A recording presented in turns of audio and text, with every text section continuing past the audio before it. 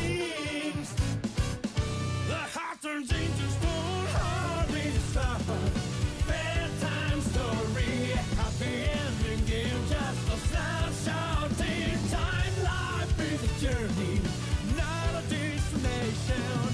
Enjoy the ride without sound downs.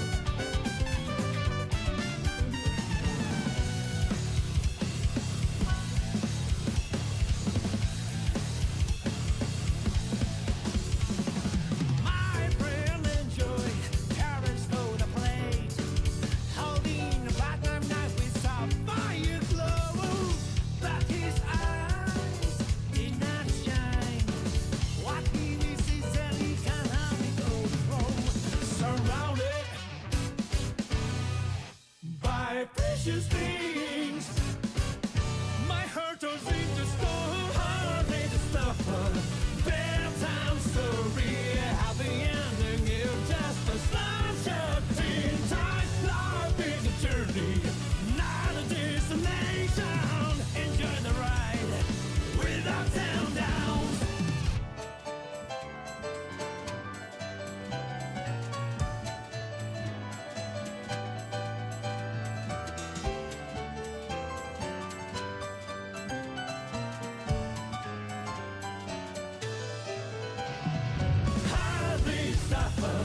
Bedtime story. Sometimes you have to play a faulty role, but what matters is that your eyes shine in the moment. Happy suffer. Bedtime story. Happy ending. You just a snapshot in time. Life is a journey, not a destination.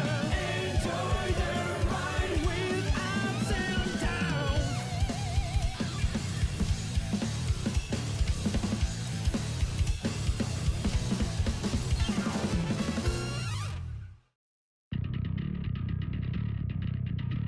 Ignite the joy.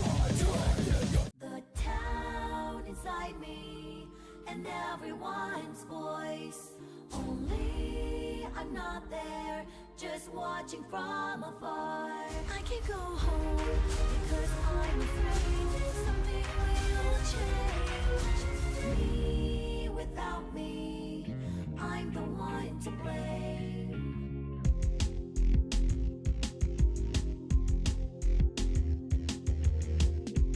I moved on by my own will. I had nothing else I wanted to do. Was it hard? But I didn't hate it. I did not even like it. I've been patient, but it was bearable. I've had the gray haze for a long time though. I never found out what it was by. It's my stress, that's for sure. I never wanted to run away. I was very motivated. Then what is this feeling? Who would I ask? I've been patient, but it was bearable. I've had the gray haze for a long time though. I never found out what it was like. Tastes like vegetables I don't like.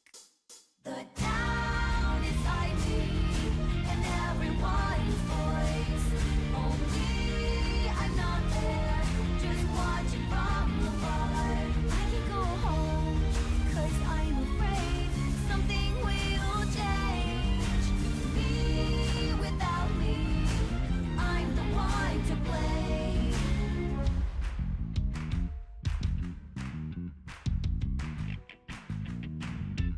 I'm not waiting for Santa Claus. I already have the gift, just can't open the box. I know all about it, no one can solve it unless I decide to do something about it. It's not even a case. I've been patient, but it was bearable. I've had the gray haze for a long time though. I never found out what it was. I hate the alarm clock I chose. The town is lightning, and everyone's voice. Only I'm not there, just watching from afar. I can go home because I'm afraid something will change. Be without me, I don't want to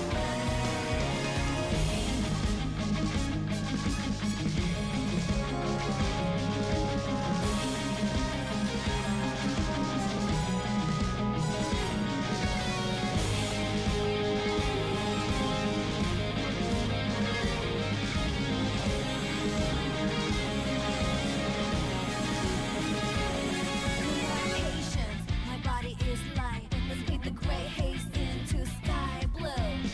I know who you are. I'm not leaving you again. The town is lightning, and everyone's voice. Only I'm not there, just watching from afar. There is nowhere to go back, nowhere to go. It's all delusional. Be without me.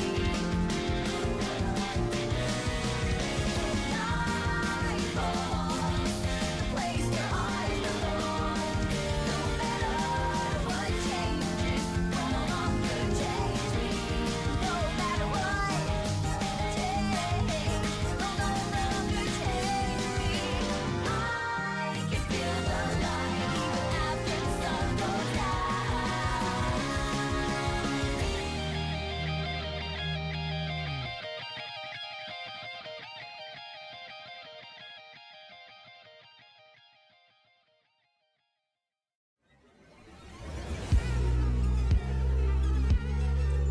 Space invader, looking cute in a human suit. Secret agents with the down race they shoot. Psychic powers, hypnotize magic fruit. Strange machines, weird mysteries. We got freaky fantasies. Night springs, like a killer on the run. Yeah, night springs. Down the black hole sun, 'cause in the night springs, we're just looking for the thrill. All your nightmares come true. Crashing through the warning signs, your car breaks down just outside in night springs. Endless versions of this town, the called out the elder god who live inside a sleeper's dream. Better let her sleep in night springs. If you die in your arms out of Monday, I haunt you when you like it. Night springs, caught in an endless time loop. Yeah, night springs, a solar system in your soup. 'Cause in night springs, we're just looking for the thrill. All your nightmares come true. Lost in mist for days and days. Now you see the sign it says night springs.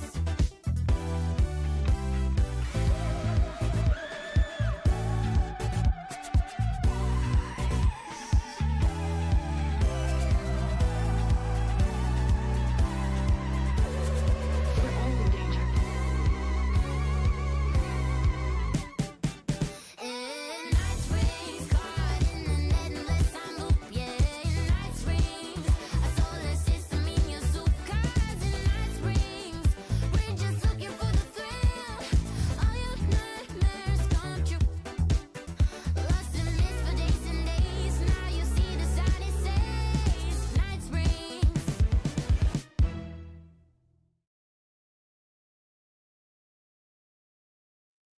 Good afternoon. And welcome back to The Siege, or good morning. Good evening. How are you all doing today? And I didn't do my cam, so hi, here's Mole, not prepared for the stream. Yes, let me do that very quickly.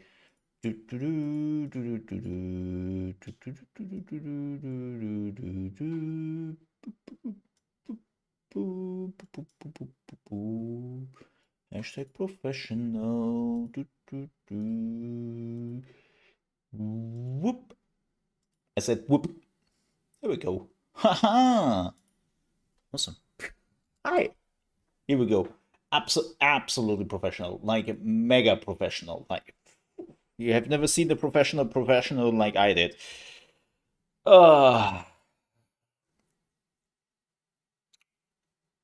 This was a week. Let me tell you.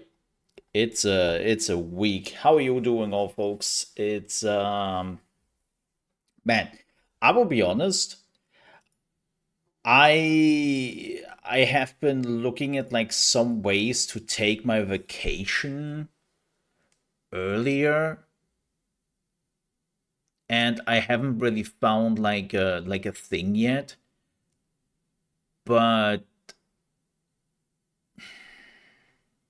because the thing with maybe the end of July and then a little bit of August, maybe at that, yeah, I need a vacation. Actually, I need a vacation right now. No, there is so much going on also in real life at the same time, which unfortunately has also to do with my health. Yay. And as you know, health is important because if health not okay, then no content. And that is not good, right? So, yeah. Well, so you might remember on Tuesday, I talked about like all the things I like checking on doctors here and there and high blood pressure, yada yada yada. Yesterday, my other doctor is calling me and it's like, Mr. Mole, could you come in tomorrow? And I'm like, huh? What? Um, when? Yeah, at like 7 a.m. Could you come in? It's like, oh boy, it must be bad, right? And they're like, no, no, we need more blood from you. And it's like, oh, good. I love to give you more blood. Yes. So I was at the doctor at a super early morning again, and then so many other things, and yada yada yada. Long story short, too much other stuff happening. Is it released already? No. Well, at least not for you plebs. At least not for you plebs. I've been playing this game for a week. But let's talk about that. So, no, it's releasing in an hour. It's officially releasing in an hour. And this has been quite a bit of a ugh. It has been a bit stressful because is it any good? Yeah, let me talk about that. Well, first of all, I have played the demo, and I think the demo is the demo still available, or have they removed the demo now?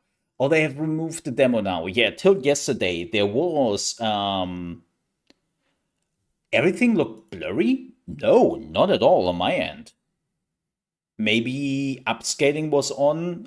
Does the game even have upscaling? Let me see. I'm not allowed to show you this yet. Um, I'm not allowed to show you this yet because let me explain. So about a week ago, I got the game, right? And they were like, "Hey, you want to check it out? You love the demo. Here's the review version of the game, so you can prepare." Let me see if there is upscaling even in the game. There's dynamic resolution.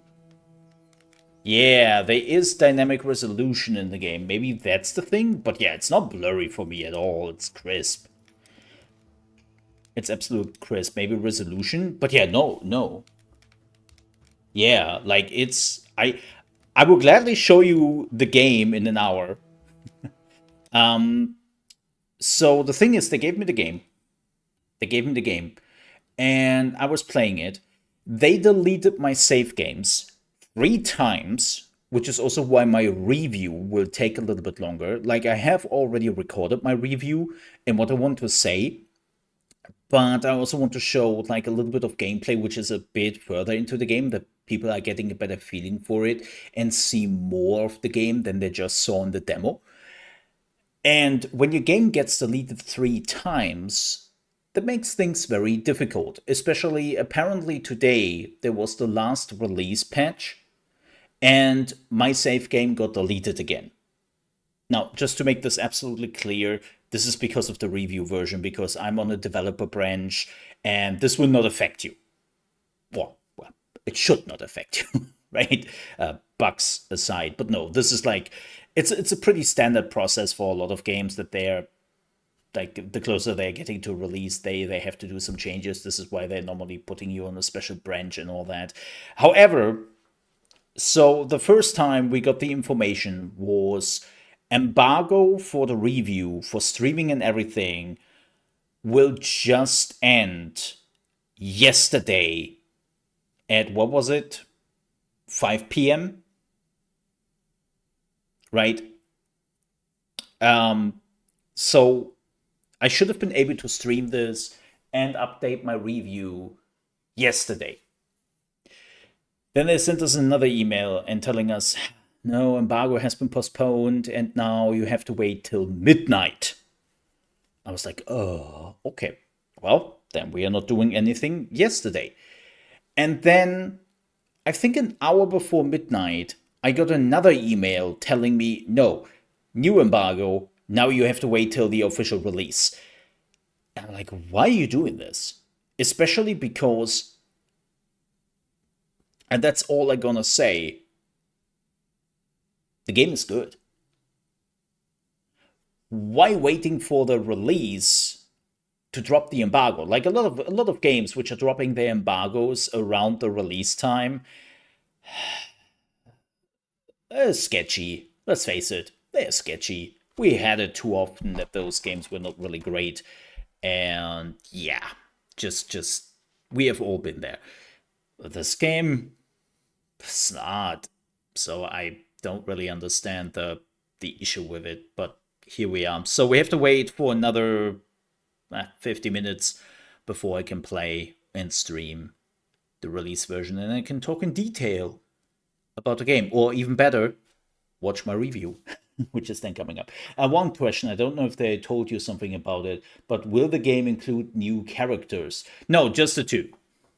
Just the two. Yeah. Yeah. Well, the day one patch, here's the thing for reviews. Most of the time, we are on day one patches. Most of the time, because we are on the developer branch. Like, if people don't know, let me show you this. This is actually pretty simple to showcase, right? Like, normally when we are getting review versions of this, right? You can just go on the properties and you can go on the betas. We get a specific code, right? We have to enter like a Konami code. And then we are being put on a specific developer branch where we are directly on a developer server or something like that. This is what reviewers are mostly getting. And this is how they are also having like the newest patches. And so yeah, we have been definitely on the day one patch. But I wouldn't really know what the day one patch would have changed because, as I said, I didn't have any problems. I didn't have any problems whatsoever. Right? Yeah, why am I not showing the thing by with Aska? Well, the answer is pretty simple because I think it shows the code, and I don't want to show you the developer branch for Aska. I would be in big trouble. I'm not doing that. Do you have heard anything about the roadmap? Weirdly enough, I was thinking the same thing yesterday, and I did not. No, I do not know exactly what they are trying.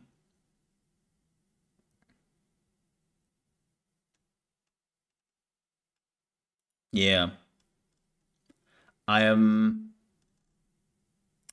I haven't seen any. They're very active. This is, by the way, personal gripe of me, and this has nothing to do with this particular developer.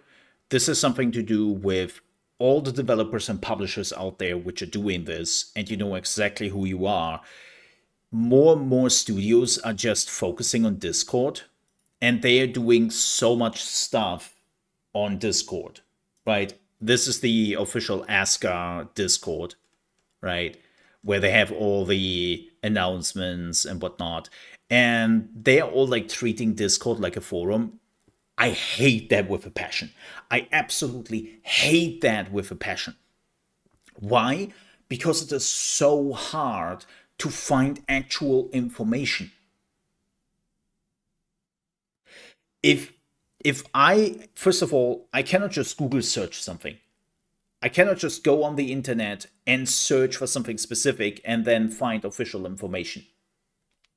Because Discord is a closed system and you cannot really peek into it from the outside. And then you have to go through all those channels, hopefully find the information you need. And you're just seeing like the discussions going on. Like it is so annoying. And you can see how active they are. Like their community manager page is super active, as you can see here. She is giving out information like on a daily basis. And if you are looking for those kind of information on, let's say, on Twitter, on Reddit, or even on the Steam forums, nothing there. Nothing there. That's like Helldivers. Love Helldivers. Similar issue. Absolutely. Yeah. Hey, Dracodyne, good afternoon to you, good sir. I hope you have a fantastic one. How are you doing? Funny enough, I had to think about you. Not well, not specifically about you in specifically. Um, but about the match Denmark versus England today. So there's the thing. I played a lot of Valheim, but I found the team so slow and stagnant. What do you think about this team? Well, first of all, Valheim actually picked up the pace. We have now, what, two big biomes, and we are now getting closer to the release version of the game. So Valheim definitely picked up the pace. I mean, that's the problem, right? When you had a mega success like Valheim, and you slowly had to hire the people you need, like hiring is such a slow process, especially in the video game industry. It takes months or years. Right, it's the same problem Helldivers 2 has right now. Super successful. They already had a pretty big team, but they now need more, and the hiring process is still happening. And it's now been, what, 4 or 5 months? It's a super slow ass process, and nothing will improve this.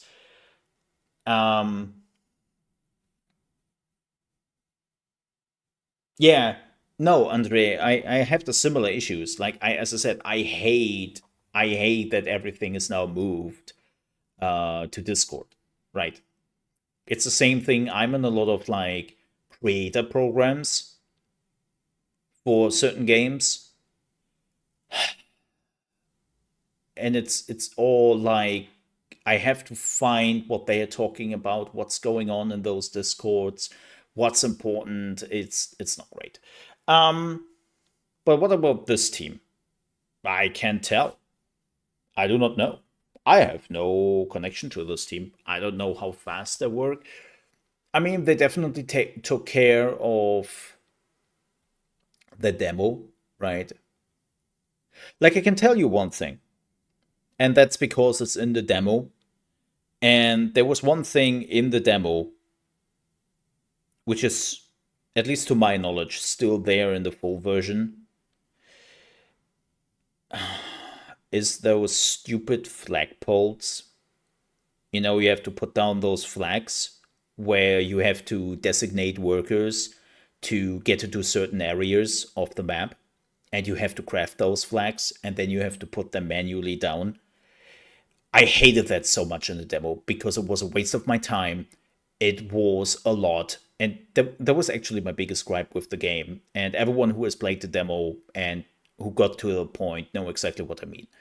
And I'm really, really hoping they will make it so that you can do it just on the map, right? That you can just open the map and then put down a cursor or something like that. Like I'm really hoping that's on the roadmap, because in the demo, the system is ass. It's not fun. It takes resources. It, more importantly, it takes time. Like at the beginning, it's still manageable, but the moment you have to walk a little bit further, like you are literally walking 10 minutes in one direction, put down the flag, then you walk 10 minutes back, and now your workers are doing this every day. It's just like, why can't I just designate a zone? Um, yeah, just ugh. I'm hoping it will be an automatic thing.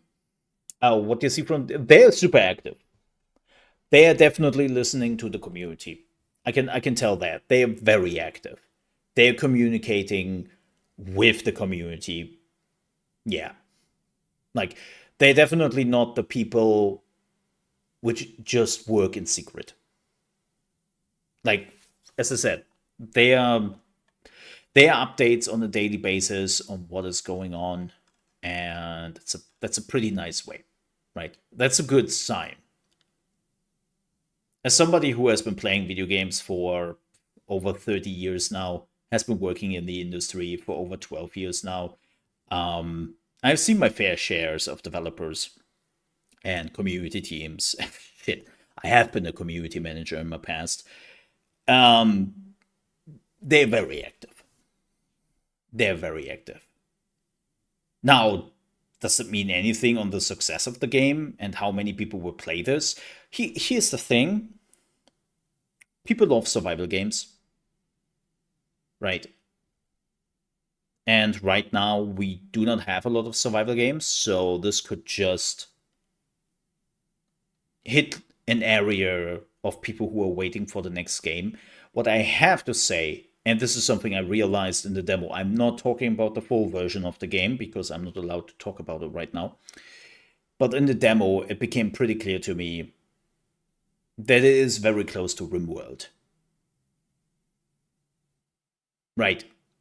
It is closer to Rimworld and what the game expects of you than it is to Valheim.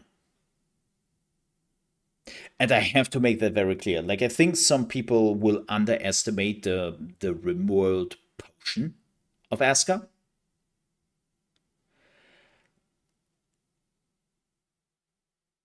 And that might backfire. What I also can say, as somebody who has put in, what is it now, 35 hours in this stupid game with some buddies of mine, Aska feels so much more polished, even in the demo, than this game does. This game is very bare bones. It blatantly uses just Unreal Engine features without really polishing them, and just throw the Unreal interface at your face, which I find a bit insulting. And a lot of the mechanics, like, it feels a bit like the developers have found those mechanics in the new Unreal Engine 5, right? And they were like, oh my god, we can do this now with the NPCs. Yeah, okay, let's just use that. Like, they haven't done any polishing on the features Unreal Engine are offering, and they're just using what's there. And it feels so unrefined. And Aska already feels like so much better, even in the demo. And one thing Soul Mask also doesn't have is terraforming. Aska has terraforming, which is really important. Like, I had a map a few days ago in Aska, which was just hills. Like, you could see that in the demo, right? That that's not really like a lot of hills. And I'm so glad that there was terraforming in the game.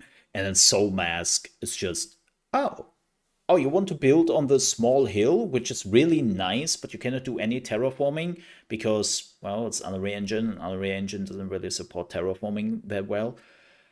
Well, good luck. Right? So, but Soul Mask, in comparison to Aska, is more of a survival game, while Aska is closer to the colony sim.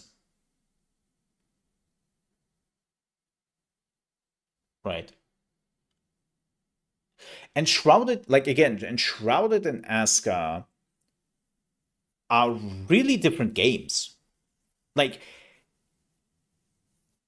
Aska is really focusing more on the management type and manage your colony and manage your NPCs, which is again really close to Rimworld. While Soul Mask and even Enshrouded are very much your survival games, running around in the world, fighting monsters a lot, and just do your own thing kind of deal. And Aska has just so much more of that, right? But folks, as much as we will talk about Aska in just a minute, let's talk about all the other things. I'm sorry to interrupt here a little bit. I really am. Let's talk about a few other things before we are talking more and more about Aska. We will jump into Aska in half an hour, so we will come back to that in half an hour. And then an hour later, yes, we're only playing Aska for about an hour when it launches. This is why I want to finish all the stuff I have still here on my list. We are also watching Dune. The Dune Direct Episode 2 is happening in 2.5 hours. No, actually 1.5 hours. I'm an idiot. 1.5 hours is the Dune Direct. And we watched that together. I really enjoyed the first Dune Direct. And I'm looking forward to what they will showcase in the second one. So we'll watch that together because that is definitely a survival game I have been now really looking forward to.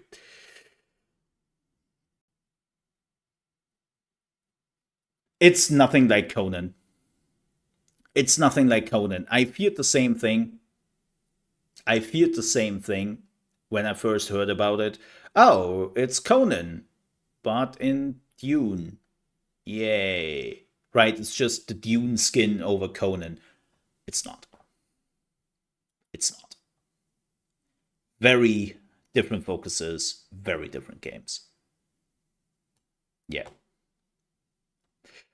So I'm looking forward to more of information there. Oh my god, chat. Chat.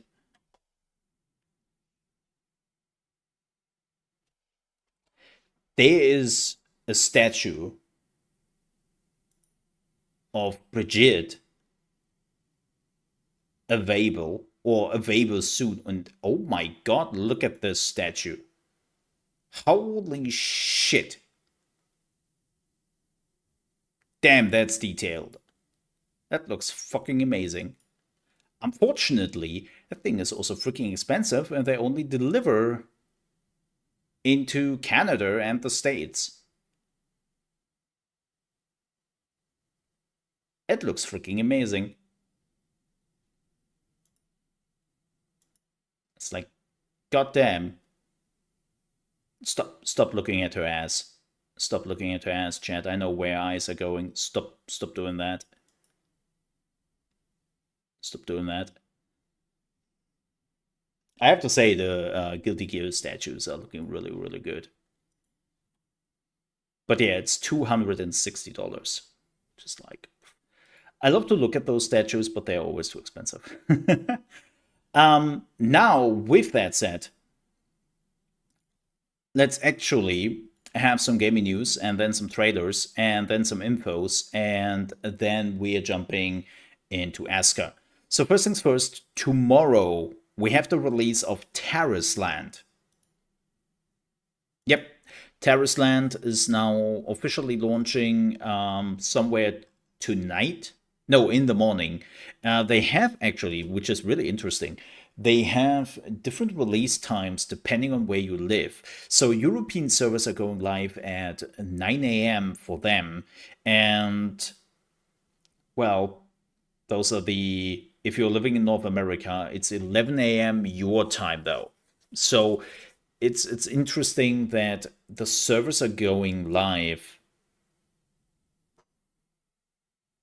not time zone wise, like you usually see it with the Elden Ring DLC, which is unlocking this night in Europe and then later this evening in the US, right?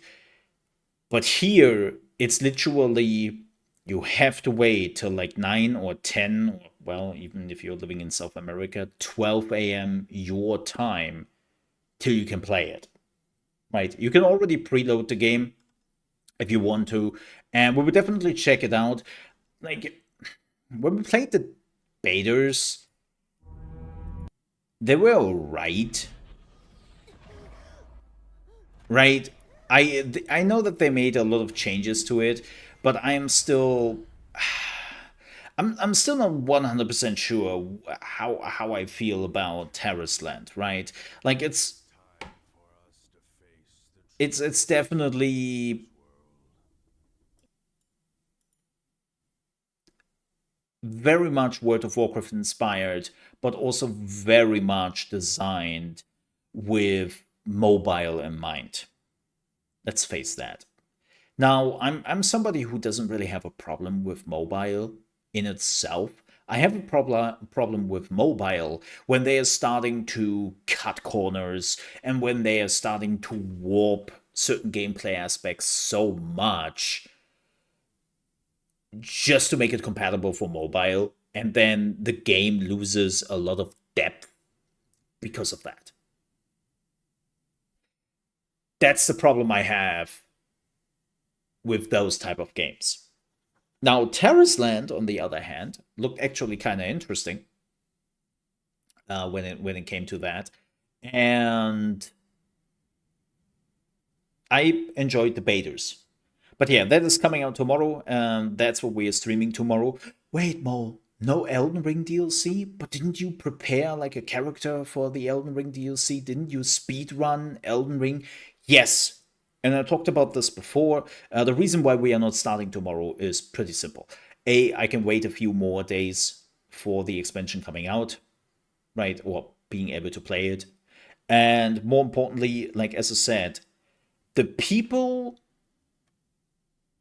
like the people who want to actually, oh my god, who is that? Oh, those are the people who, okay, nice advertisement. um like my problem is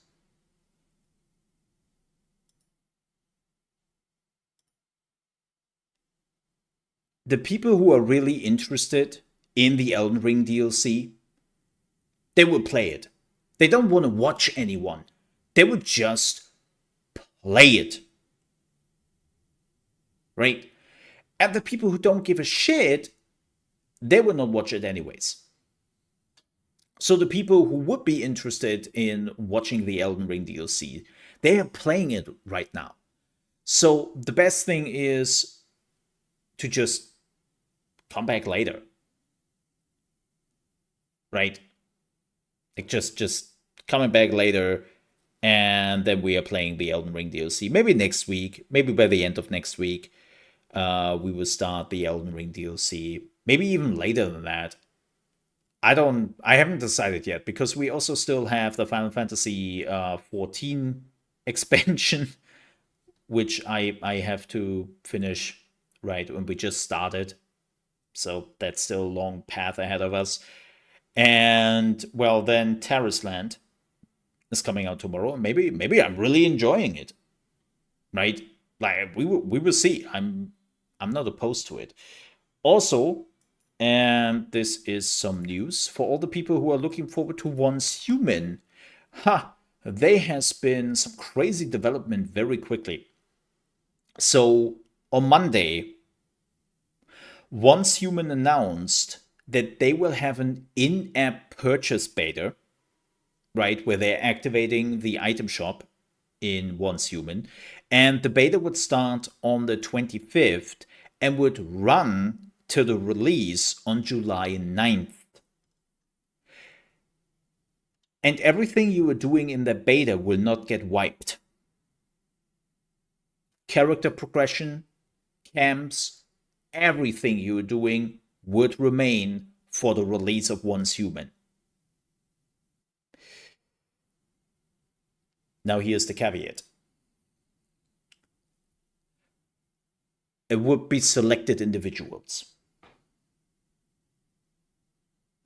So that means if you were not signing up, if you were not chosen from the list,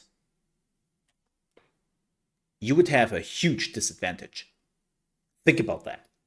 People can play this game basically 2 weeks before the release, and only a few chosen would have been able to play the game. Now, for me, it was kind of beneficial because I knew I was one of the people, because I'm in the partner program thingy and all that, like I was in. But for the general population, this was shit. And thankfully, the community made it very clear that they didn't like this. And the developers then next day reacted and said, okay, we have heard your feedback. We will cancel this whole thing. And we will get the data somewhere else or elsewhere. And we would just then see everyone on July 9th. Right. So, yeah, that is now gone. Good decision. A little bit unfortunate for me as a content creator, because as a content creator, I could have used this extra time to already prepare stuff, which would have been really nice. But I can understand, like, I totally understand why they canceled this. Like, that was a good decision in the end, because it wasn't fair. It wasn't totally fair to people. Like, ugh. Oh yeah, one last thing regarding Tarisland before I completely forget that. If you are interested in Tarisland and you want to get the, what is it? The super loud, holy shit, Twitter, I hate you. The super loud mythical unicorn, no, the golden unicorn thingy, which you can see right here. This is a mount, which you can get for free. You just have to pre-register your account on the official Tarisland website. It's tarisland.game, I think, .com. If not, it's also on their Twitter thing. And yeah, if you want to get that, you have to register. You still have a few hours before it happens. Let me throw the link in the chat. There you go. And then you can grab the unicorn. Ooh, so this is an update on the Live by You shit show.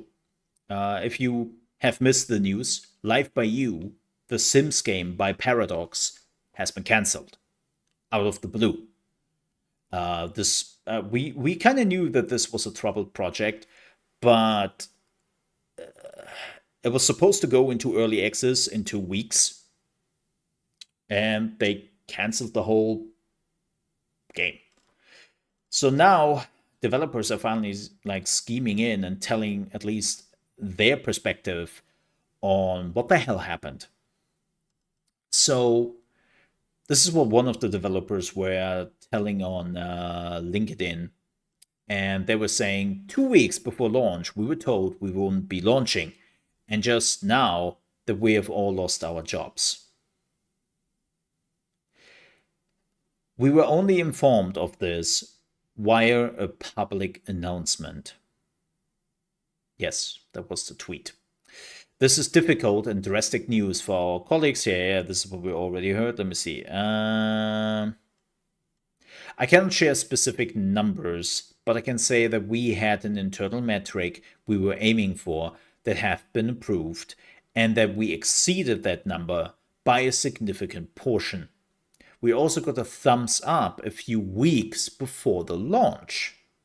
We were a strong team on a strong project, ready to launch to a strong audience. Really, I'd like to be much more fire and brimstone about it. I'm pretty pissed, not gonna lie, but I'm trying to stay kind and respectful. So instead, I say, this industry has become a place in which you can deliver more than expected, have double A money behind you, and still have the rug pulled 2 weeks before the launch.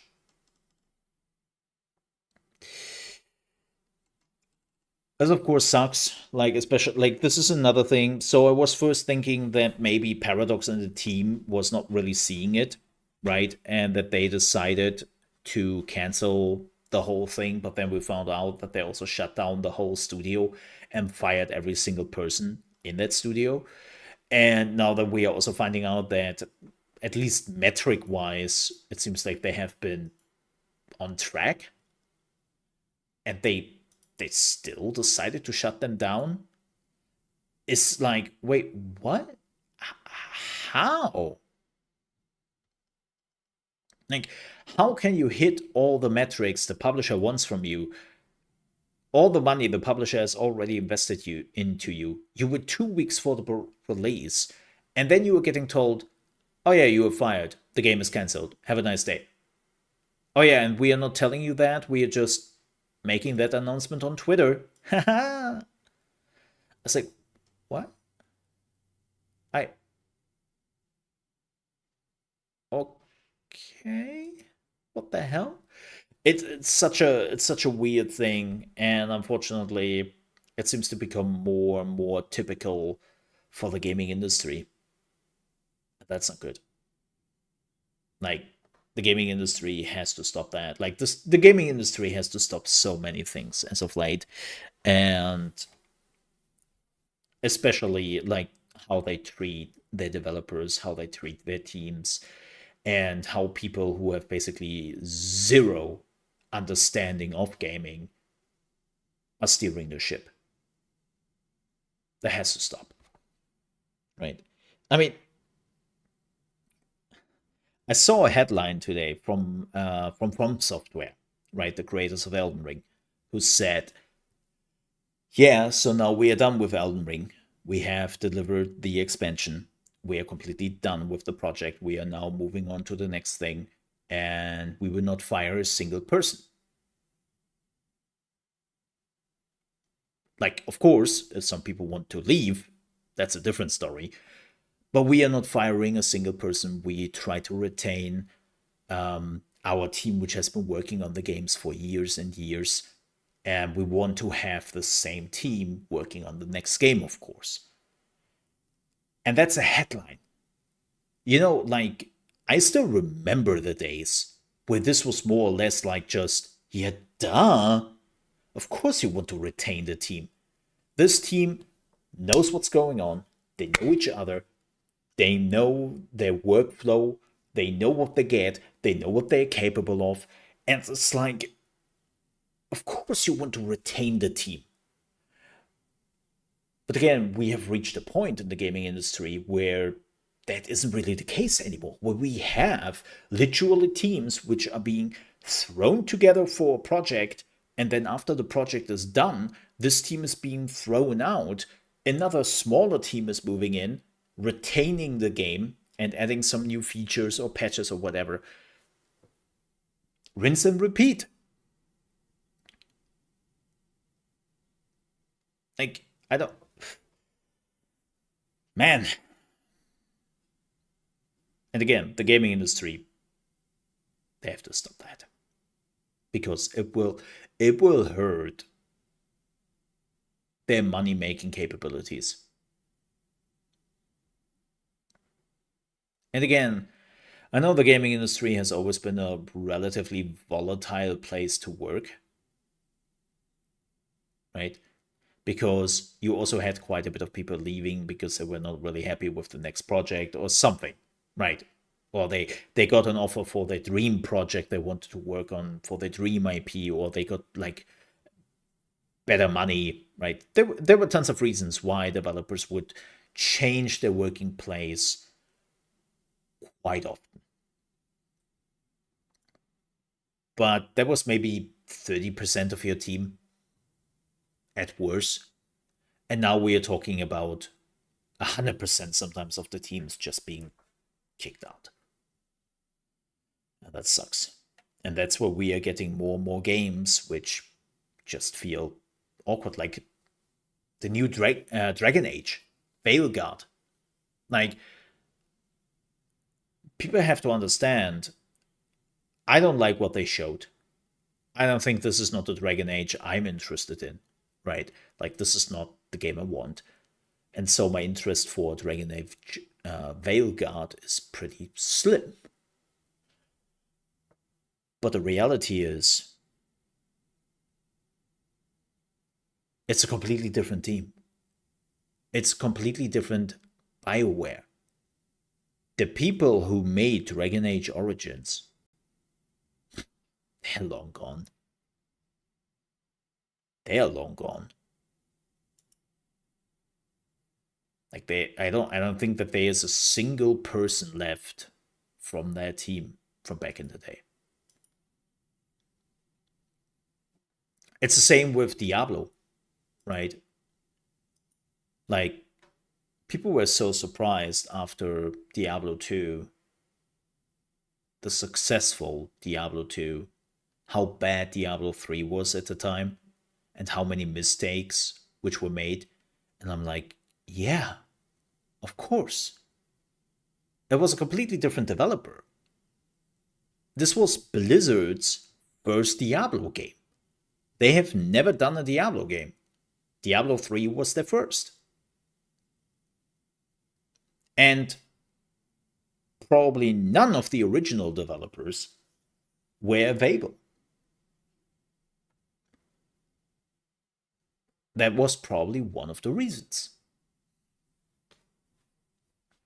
Now, did I enjoy Diablo 3? No, it was shit. Reaper of Souls fixed quite a bit. But...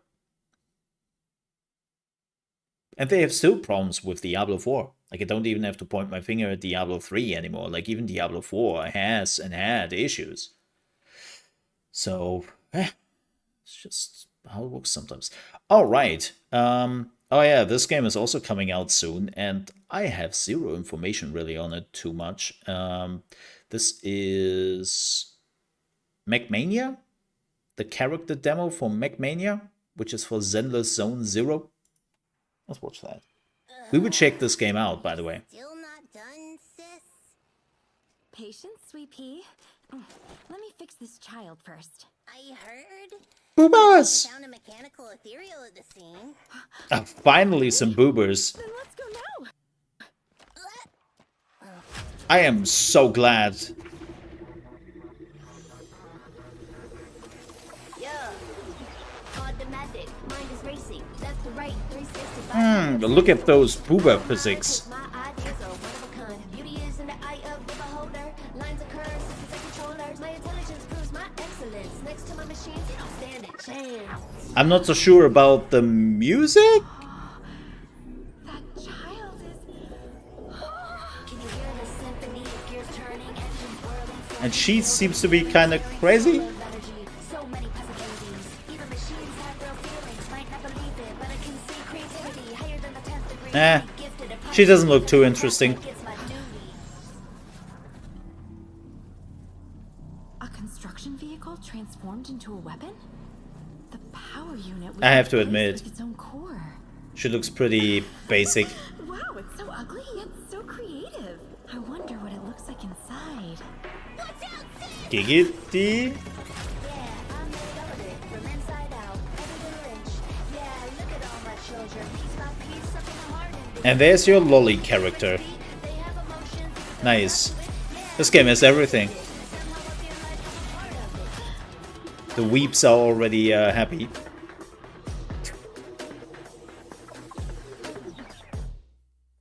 Okay. You're unbelievable, sis. You poof at the mere mention of mechanical enemies. Don't worry, I can take care of myself. And you got here just in time, didn't you, sweet pea? That's why you're the president. So dependable. Ugh, saying such nice things. Now, How about you let sis have a little looky-loo inside this child? Huh. Yeah, we'll definitely check it out. Like, I'm actually kind of curious about this game, and if they can keep up with DMC. Are you interested in KCD2? Ooh, you have to run that by me as a full like name. What is KCD2? Oh, okay, Kingdom Come Deliverance. Yeah, like I had learned in the recent years that acronyms in video games, if you're not specific in a one area, can mean multiple things. So, yes. No, like you have to like give me that full name. Yeah, yeah. We would definitely check out Crusader Kings. Lol. Why I was thinking about Crusader Kings. Close, but not the same. I'm definitely interested in Kingdom Come Deliverance too. Yes, very much so.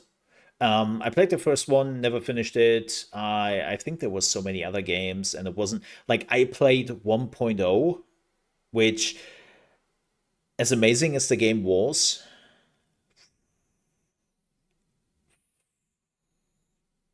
like I heard now the game is really good, right? Like I heard the game is really good. But back in the day, it was apparently not apparently. I played it. It was problematic sometimes with some of the bugs they had and issues. And yeah, they fixed it now, of course. Um, I I will see when Kingdom Come Deliverance 2 is coming out, and I will see like how it works with my schedule. But let's say I have an eye on it. It's definitely on the list. It doesn't mean much, but that means it's in the I want to play this. How, when, I can't tell. Because, well, we also don't know when it's coming out, right? Like that's another thing. If it comes out with a lot of other games I really want to play, then I maybe have to make some decisions. But right now, there's nothing. Oh, the collector's edition. Yeah, like I'm actually really curious about it. Like as I said, I'm like so far they have only showed story parts, so they haven't really showed us what to expect from the gameplay. But I'm definitely curious. Yeah, yeah. We have watched every trailer so far as I can remember, and it looks good. It looks good. Like, but yeah, I don't. I will be honest. If it comes out this year, as they promised, I don't see it before November. Because it's kind of weird. They announced the game and showcase it in June. They don't give us a release month, but they still tell us this year. As somebody who has a little bit of knowledge of the gaming industry, that's always a clear sign for me. This is definitely slated for the end of the year, probably November, December, and has a pretty high chance to slip into the next year. If you're announcing your game in June and then still say just 2024 without a release date, especially when it is a bigger project like this, chances are pretty high that it might even slip into the next year. And again, if they need the time, please take it. Right. Take your time.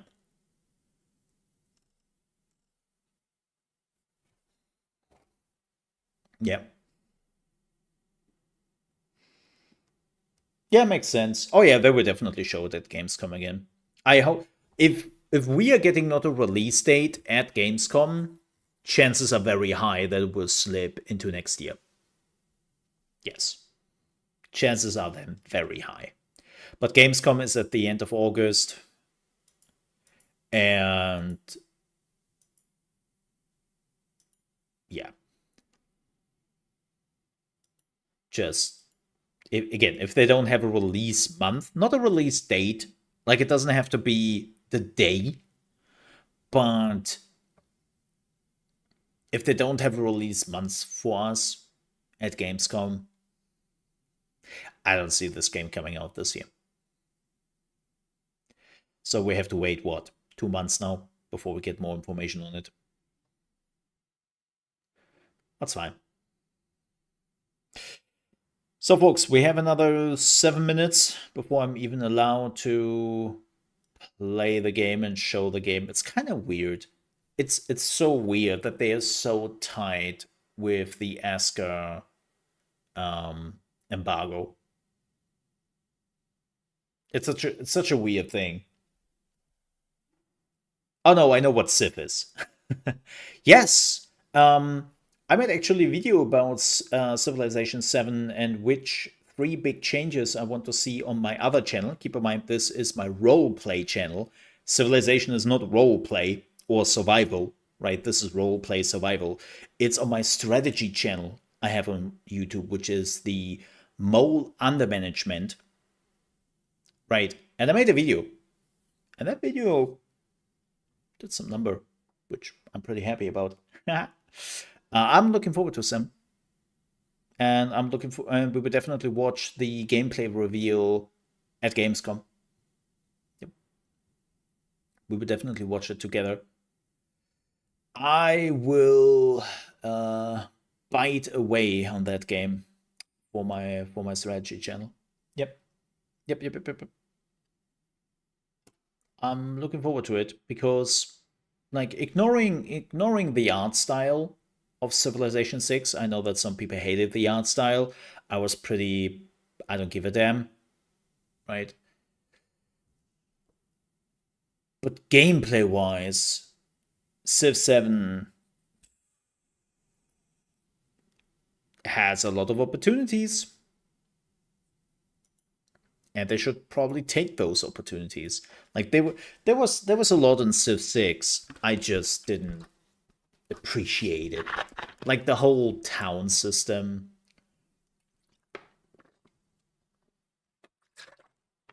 Which they will probably keep. Like this town square system. Sorry, not town square system. Was never a fan of that. Like just some stuff. Like I talked about the ages. I want to see improvements on the ages. I want to see improvements on the wonders. And yeah, there is quite a bit of stuff. Also, the nations. I would love to see the nations having more interesting perks.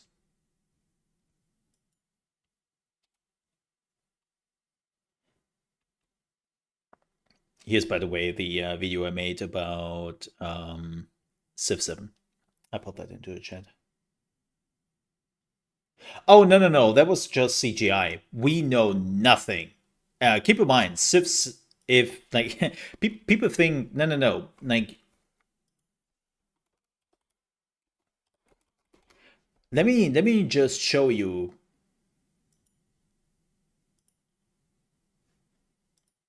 This, what you are seeing here right now, is literally the Civilization 6 trailer. This is the very first announcement trailer they showed of Civilization 6.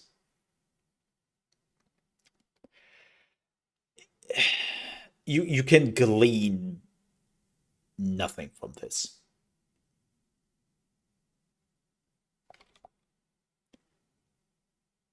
You can glean actually nothing from this. Right. And the same goes with the Civ 7 trailer. Like there's that. I think they will keep the art style. Here's the thing, even if some people didn't like Civ 6. The reality? That game sold like hot potatoes. That game sold like hot potatoes. Like, people wanted that shit. Right. Like sliced bread. Why do I say hot potatoes? What a weird thing coming to my mind. Like, it was like selling like Civ 6 was the most successful civilization game of all time. Oh yeah, especially since the announcement of Civ 7. Man, if you were going under Steam charts, and keep in mind, that game is also available on iPad and all that.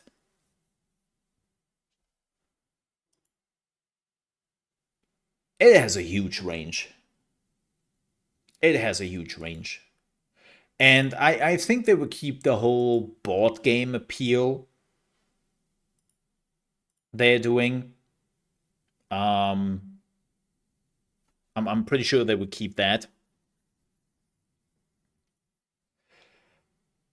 Because it's sold. It's sold. Especially it reached families and all that. Like, I don't really see a reason why they would give that up. You know? I don't see a reason why they would give that up in the end. But I just don't care too much about the graphics. What I do care about is the gameplay, and there were some things in Civ 6 I just want to see improvements on. Age of Mythology retold. I think that Age of Mythology was definitely one of the more interesting Age of Empires, because it finally tried to do something different.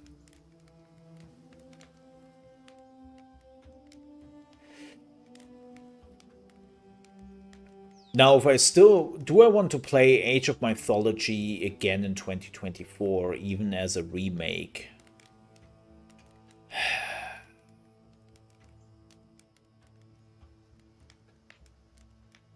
Not sure. Looks good. Again, I think even Age of Mythology, besides Age of Empires 2, is my most played Age of Empires game. I was obsessed about this game as a kid. I was absolutely obsessed. Like, I still remember how I was like renting the game, and I was trying to get that, and I was there on the release date, and then they already rented out all the versions they had, so I was coming back every few hours to just ask if they would have the game now and if I could rent it.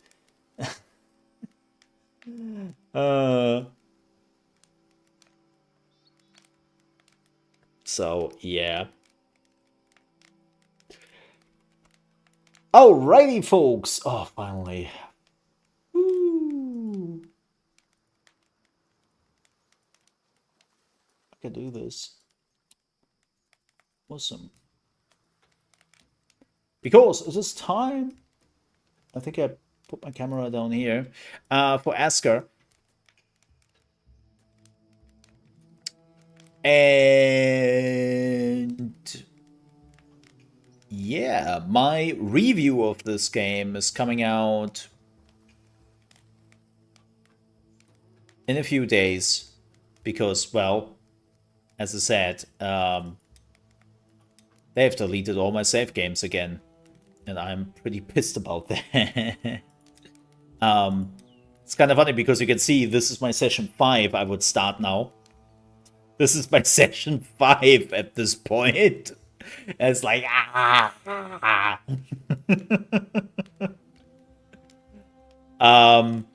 so this is my 5th session. I'm starting now. So that's a nice thing. right? Thanks. I love that. But it hasn't really changed too much from the demo. She still has hard nipples. I I seriously I wonder who made this character and was like, you can see like completely through it. You can see the nipples. Like you can see everything. I don't like you can see through this thing. Why do I choose her? No, not for the boobers. You don't see the boobers anyways. No, I choose the character because of the stats. So for everyone who hasn't seen this before, you have two characters. You have Asgard and you have Ragnar. And they have completely different stats. Right, Ragnar is following the bear and he is pretty strong. But he needs food and thirst quite a bit. Has high cold resistance, a lot of strength. But his dexterity, intelligence, and perception is pretty low, while good old Aska here is pretty good on that. And I want to do like range / magic. So here we go. And I think she has more stamina. No, they have around the same stamina. Yeah. So we're playing as her. Let's do multiplayer. Password. Trebuchet. Wait, did I type it right? Yeah, would have been awkward if not. Let's generate a seed. And let's go. Let's go. If people want to join me, you're more than welcome to do so. If you're enjoying the game. The game is now available in early access on Steam. If you want to check it out a little bit more. Yeah, I can now talk freely about the game. So, okay. So what I said before is still true. Unfortunately, the whole flagpole thing is still a thing in this game. It's still a thing in the full version of the game. And I hate that. Oh, buddy. I will punch you. Yeah. Let me get over there and punch you in the face. Get back. Dig. Dig. Boop. That's just pretty important. Let's take that with us. But yeah. Session 5, here we go. The game doesn't look blurry at all. At least not on 4040p. Like I'm running the game on 4040p, no upscaling whatsoever.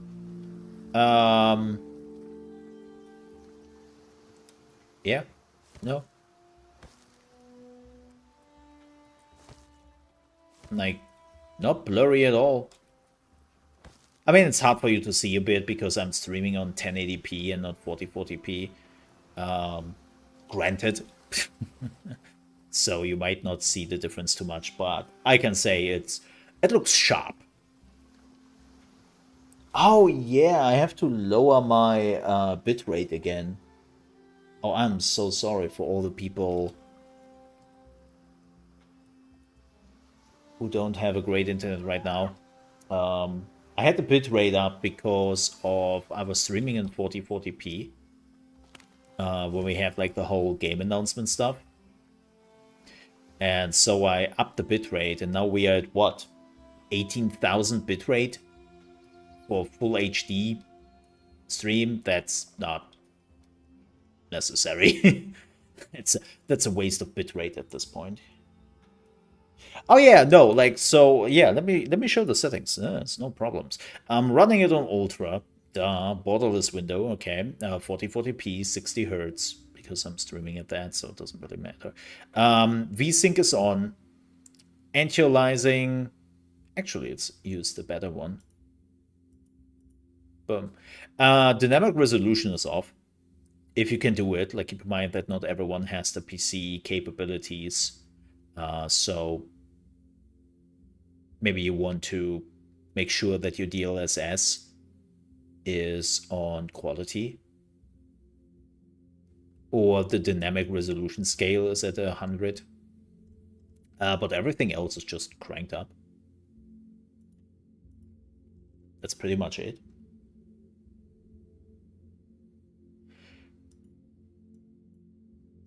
Yeah, I'm streaming at the same time. Like, keep in mind, I would normally crank it up much more.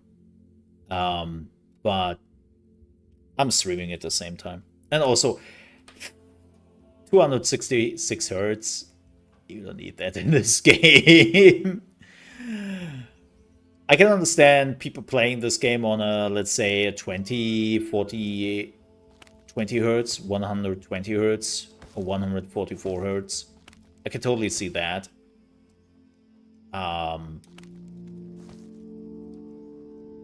But why feeding it more resources? I don't really see the benefit in that, you know? There's a lot of green here, and I am super sorry for that. Does that affect it? How it looks? No. It's just that your graphics card has to produce the frames, right? And it eats more of the graphic card's power. So that's the only thing. But does it do anything on how sharp it looks? No, not really. I mean, this looks really sharp. Like, I'm looking at this right now, and looks great on my monitor. So, yeah. Maybe it was a bug in the demo, right? Do we want to build a camp here? I mean, we could build a city and then go into this direction. And go into this direction. Actually, this place is not bad for your first city. We have quite a bit of stuff here. Let's look around very quickly. I have to gather some stuff anyway, so...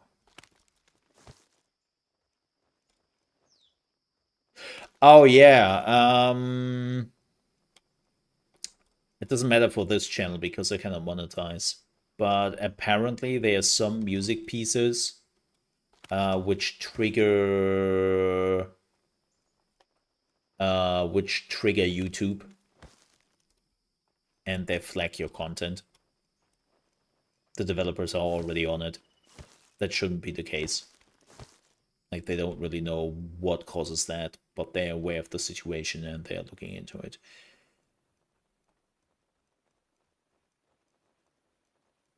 There's too much terraforming here. Even though this game has terraforming, I'm not really a huge fan of the terraforming process.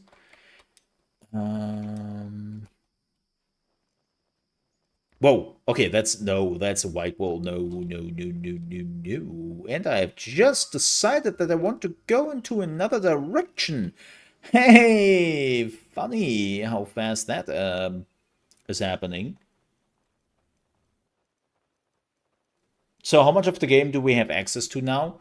Well, this is now the early access release. Right, this is the game you can buy on Steam. There's no limitations. Now, if you were asking me how much content there is, I don't know.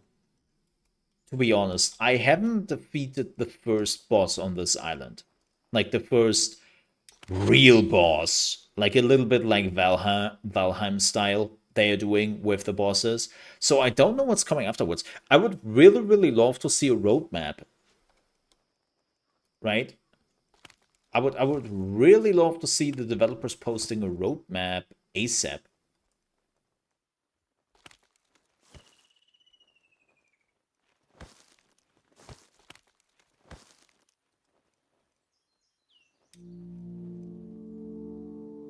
Wait, do we not have any stones here? Hello? Stones? Small stones. Sorry, not big stones. Oh, there's some water. Let's drink that. I love, by the way, the effect when you are scanning. If this is like moving away and then grows back after you're done with scanning, so you can see stuff better on the ground. I love that so much. It's such a neat little thing. I'm collecting too much. There's a big mistake. Don't collect too much at the beginning. Oh. Whoa. What the hell? Why do I have a feeling this is a bad idea? There's some stone. Let's gather some water.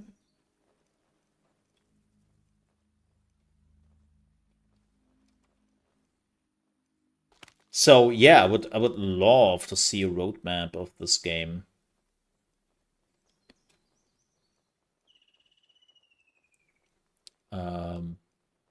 After I find a place to settle, I will take a look if they have maybe posted a roadmap.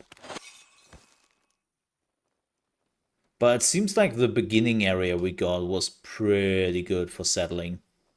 Yeah, this is all like, ooh, the terraforming you have to do here.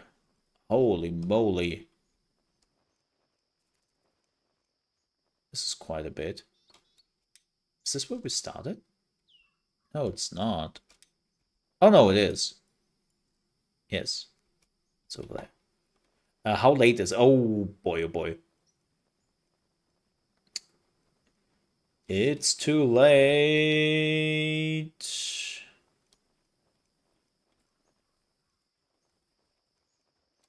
Too late. Too late. I am too late. Was this the starting area? Yeah. Yeah. Okay.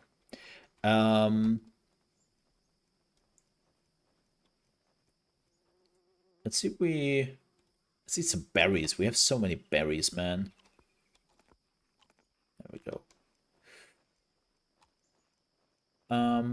Let's put down a simple fire. My world is on fire. Boop. Boop. Awesome. So we have the fire.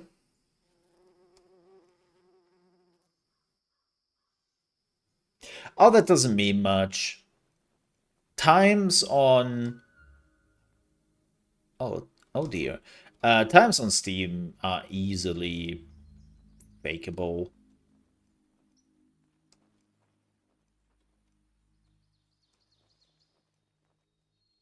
Keep that in mind.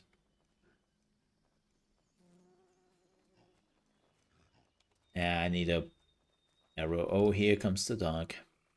Yeah, like, keep in mind it just counts the time you have the game open. And I don't know why, but a lot of people are doing that. Ooh, the FPS. Holy moly. What is going on? And let's try upscaling, because damn, there goes my 60 FPS. What the hell?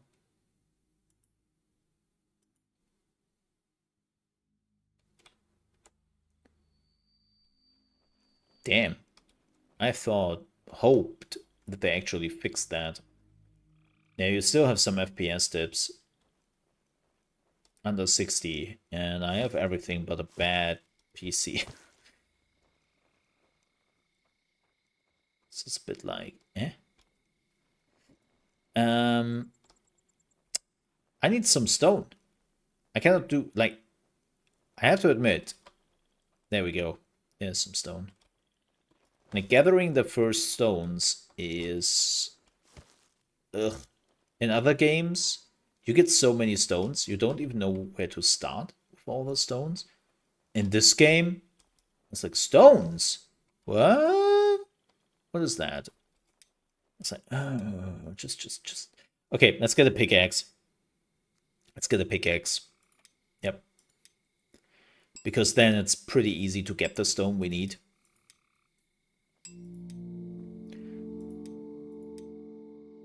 Bam. Okay, now it's pretty simple to get the stone. Dracodai has connected.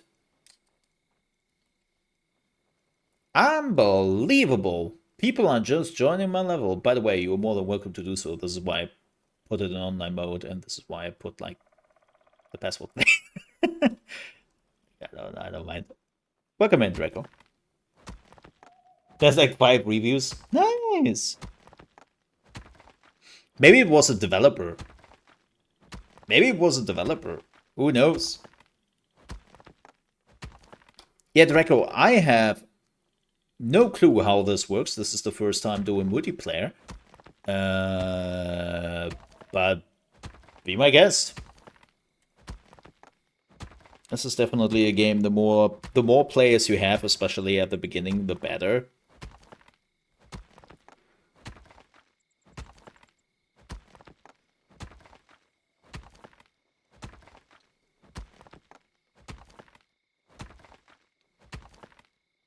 Because it makes farming so much easier at the beginning. And taking care of your NPCs. Ugh. Okay. We're nearly done here. Whoa, that ghosting. Holy moly.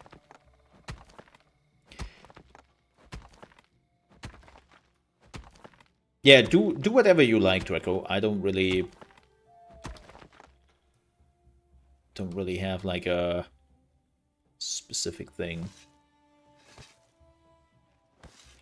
I mean, we cannot do much anyways right now.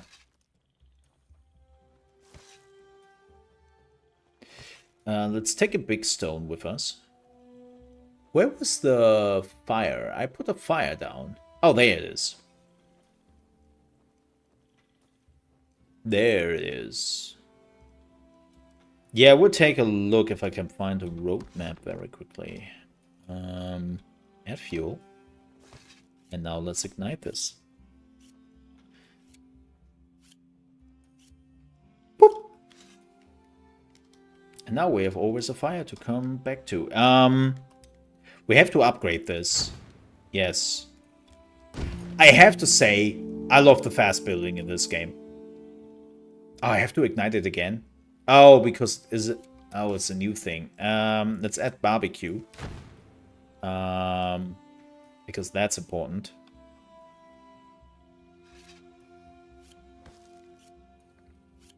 Let's put a fire on at night. I don't know if it really does a difference. Okay, we are missing 4 ropes. I think I can craft the ropes, actually. Let me see. Ropes. Can I do? Oh, yeah. Oh, yeah. Oh, yeah. Bam, ropes. Well, that was easy. We need wood. Can I craft already stone axe? Oh, no.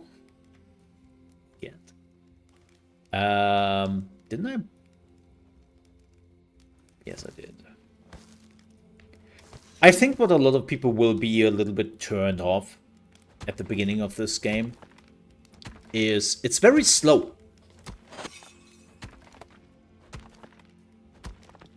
It's a very slow game.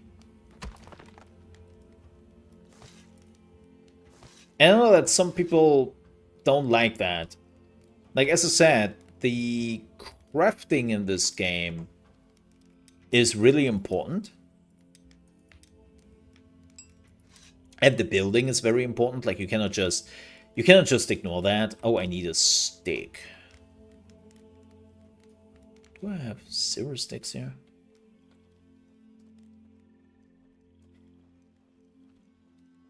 But yeah, I can already see people not necessarily enjoying that. Which would be a shame.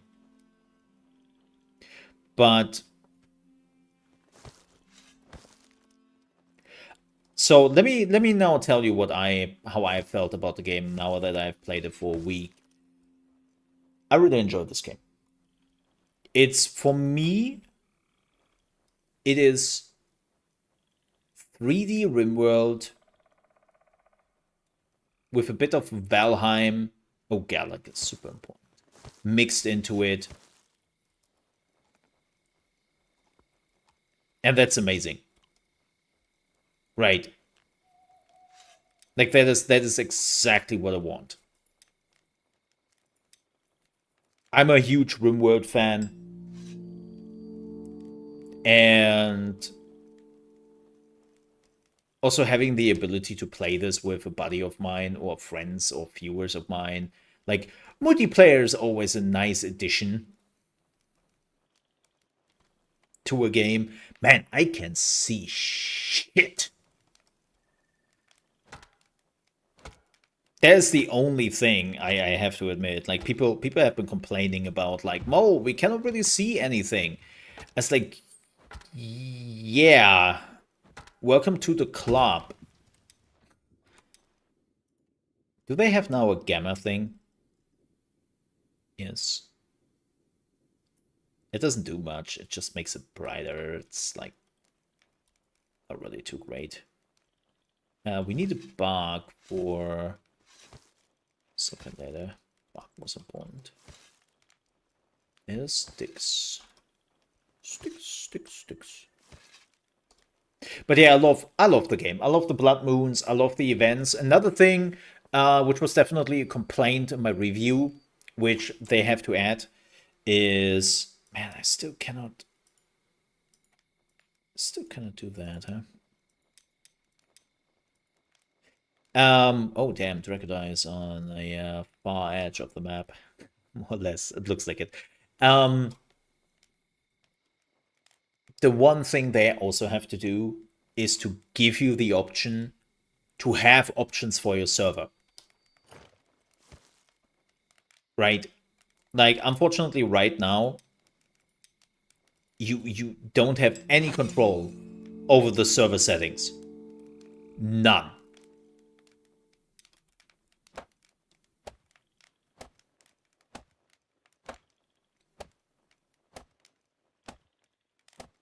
And that's a bit unfortunate. I know that people love to have... Like, did I ever feel like I need server options when I played this for a week? Not really. But let's be honest here. It would be nice to have in this type of game.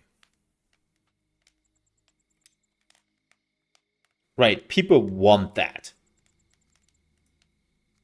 Okay, let's move the onions over here. And let them put in there in the food rack. So we always have a little bit to eat. People can take out if they need to. Oh god, there's so many sticks together here.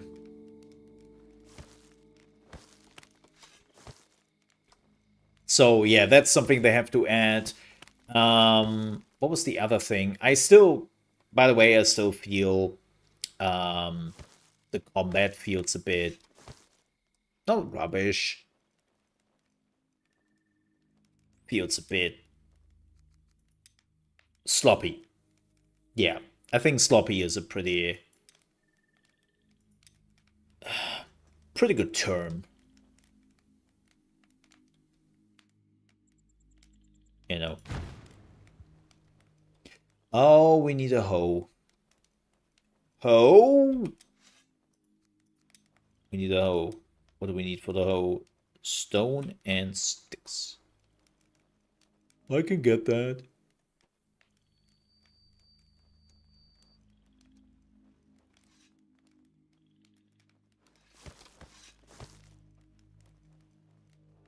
Hey, good morning. The first day survived. Isn't that amazing? Also, the interface could be a bit more snappy. Like, sometimes going through the interfaces... Like, again, they're really trying hard to be a Rimworld in 3D. But here's the thing. That comes with stipulations. If you were trying to make a Rimworld in 3D, it comes with stipulations. And they worked pretty well around it. I think they really worked pretty well around it. They made it much, much easier. This is why I don't understand that you cannot, like, open up your map and then you can tell your workers where to go, right? That you have to physically go in here, go in markers, create a foot forage in markers, so you have to spend resources, and then you have to walk personally to that area to put down the marker. It's like, huh? Why are you forcing me to do that exactly?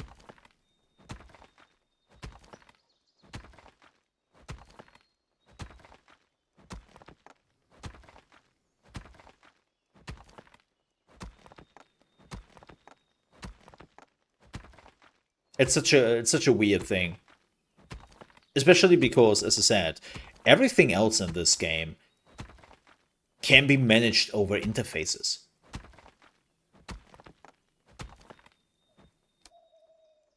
Right? Like you can just go into your workstation's housing. Like you have complete control over everything which is happening in your camp. You see how many resources you have. You see like what your villagers are doing. Yada yada yada. Like you can see so many of the things just through the interface. But then, like, oh, but if you want to tell your workers where to go, you have to put down the flag. It's like,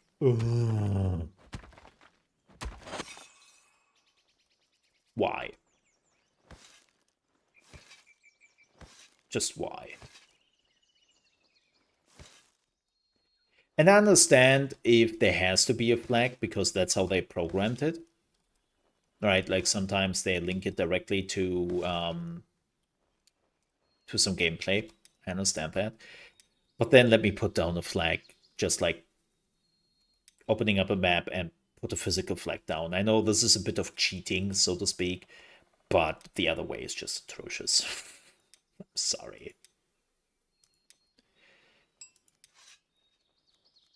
We need a hoe. Oh, we need... Hold on.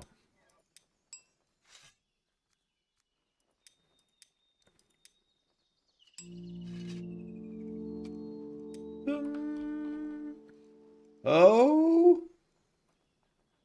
Wait, where is my camp? Oh, this is the wrong direction. Ew. Especially at the beginning, you have to be super careful in which direction you're walking to. Because... What do we got? What do we got? Oh, yep, we should have. Yep. Oh. I also love that you can build together. That makes things so much faster. I have that.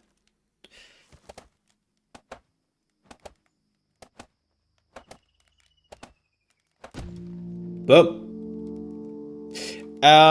So the next thing we immediately want, we need another shelter. That's for sure. We need at least one more, but we need the Eye of Odin. I will put the Eye of Odin relatively close here because this is the heart of our camp, and we basically have to defend that. Boop. Oh, we need do we still have here some? No, right? Oh no, wait, one. Aha. I feel well hydrated. Well, that's great, Reko. I love that the character is just informing me about that.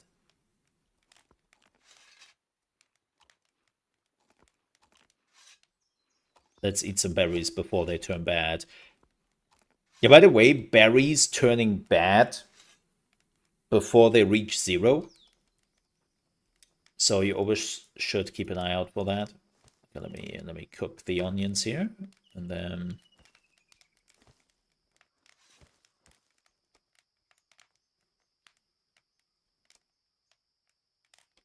after we cook the onions, I will quickly have a look on the Steam page. There's the onion. Quick note for everyone who's watching this for the first time. Right click is moving things. Left click is using it. So if you were cooking something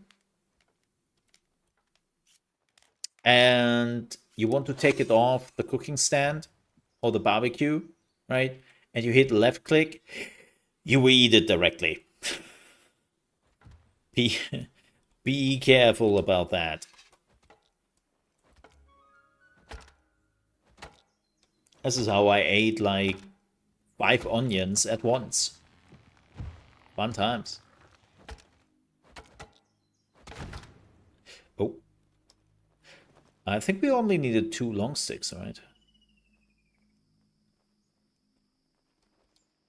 No. Oh, only 1, actually. Take that back. Well, we need some long sticks because we need more shelters. We need long sticks anyways. It's like...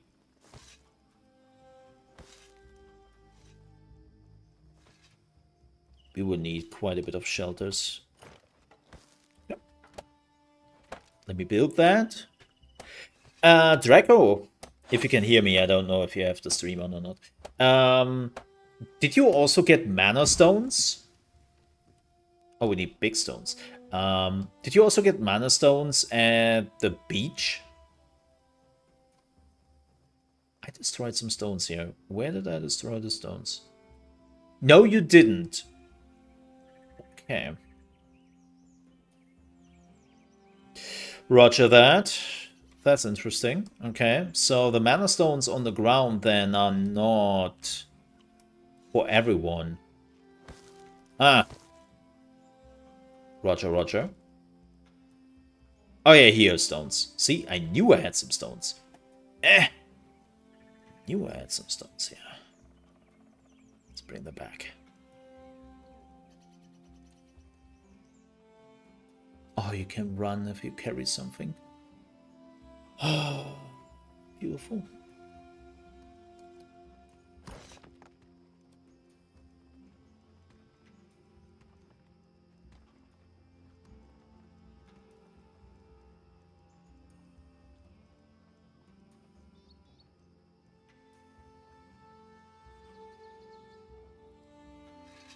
What? No, pick it up. Stupid.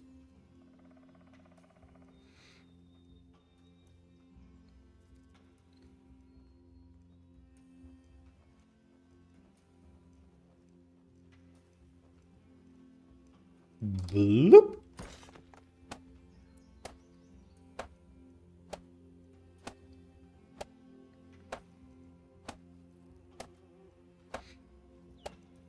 Bam. Yeah, drop it. We will need a lot of them anyways. That's a good thing about this game, right? It's like none of the resources are like wasted. So it's like oh, who do we want? So we have Daylight Devotion and we have a Green Thumb. I have a talent for farming and gardening, increasing crop yields and reducing the time it takes to grow plants. That's pretty good.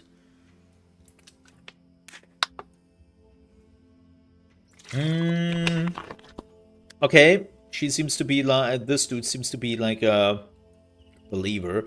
Iron lungs can long run and I sleep more often. No. No. I have a unique ability to nurture and cultivate plants during the spring season, significantly boosting crop yields and flower production. Damn. That's both pretty good, but I don't like the I sleep more often, so I think we're going with Arvid. No, I think here's the idea. So I wanted to build here, and I wanted to go more into this area because it's pretty flat. If you want to level it, you can do that, but I will be honest to you, Draco. Leveling in this game is pretty shit. Like leveling the ground. It doesn't feel so good. So I'm trying to go into an area where everything is like pretty leveled. And I say pretty because, yeah. Like I tried to do some leveling, some ground leveling in the week I played it, and ugh. ugh. Like, it takes a long time, and it's not really that great. So, yeah. Yeah.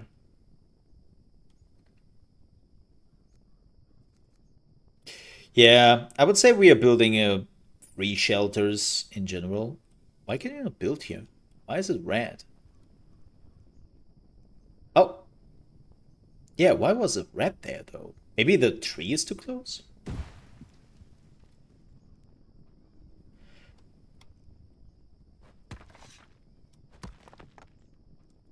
I mean, you have to kind of decide if you want to level, right? Because if you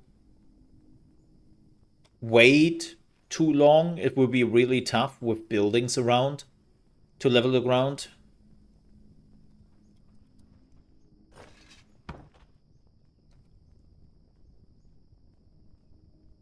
So you always kind of want to make that decision beforehand.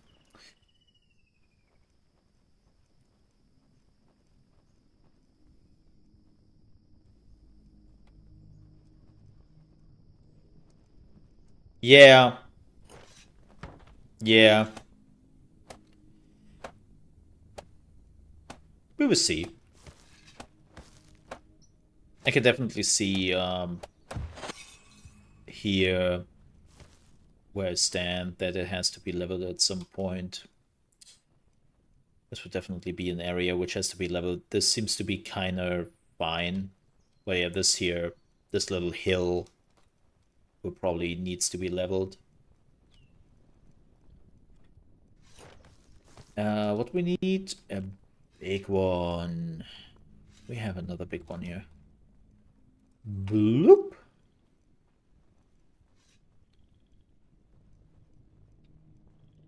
Yeah, we still have FPS drops. That hasn't really changed, unfortunately. I hope they kind of fix that from the demo and from the test build, but seems like rather not. It's unfortunate.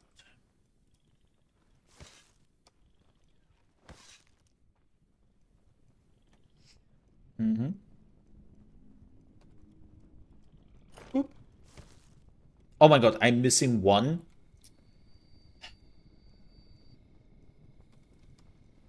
Seriously. One stick. One stick. Wood. My arch nemesis.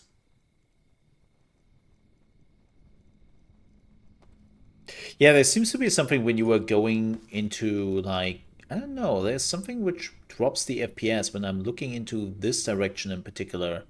Something really, really bad happens with the FPS. Oh no, I know what it is. I think I'm CPU bound.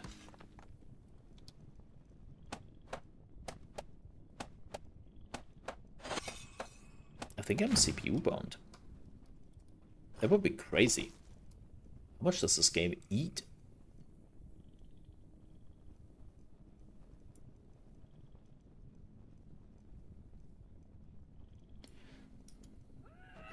Oh.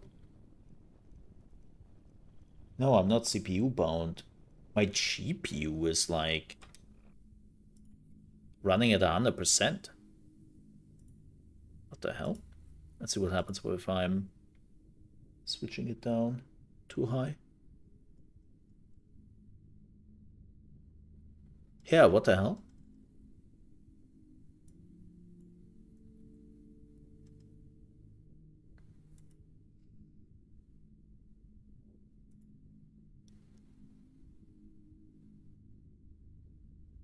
Why is my GPU like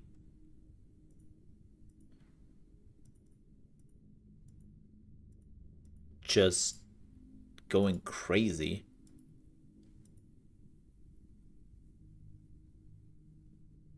That also doesn't really do anything to the GPU. What the hell?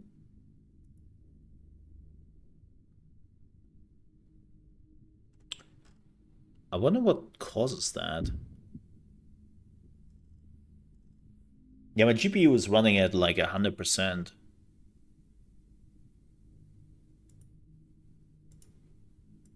So let's screw that.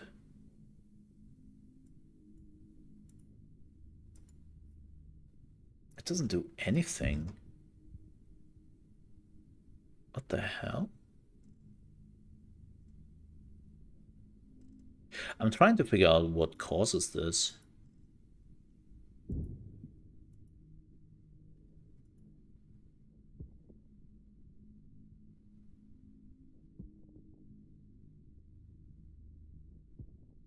Yeah, this didn't do much at all. Oh boy.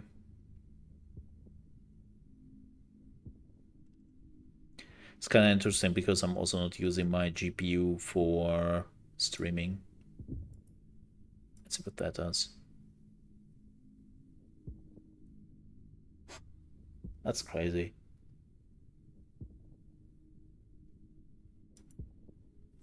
Do I see the difference? No, really? Oh yeah, the grass looks shit. Oh, I can see that. We need more of that.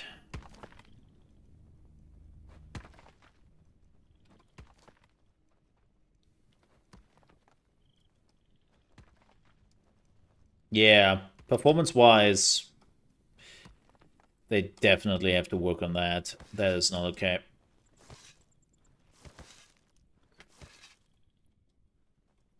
Performance-wise, it's lackluster.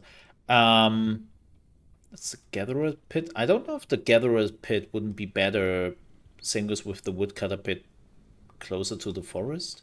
I don't know. Ah, one. Then again, I don't think really that it makes too much of a difference.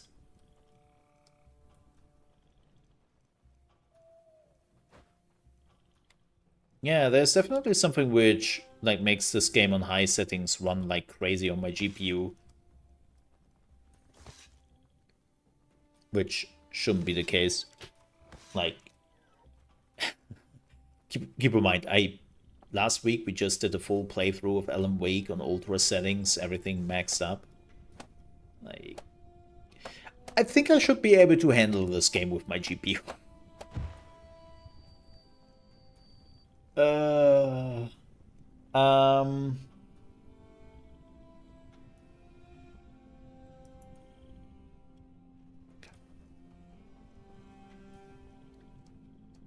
Damn, we need a lot of stuff. Oop. Let me get some of the big long sticks here.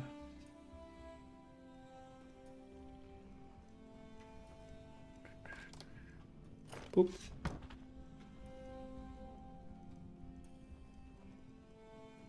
Yeah, quick note, folks. In 5 minutes, we will end here for now.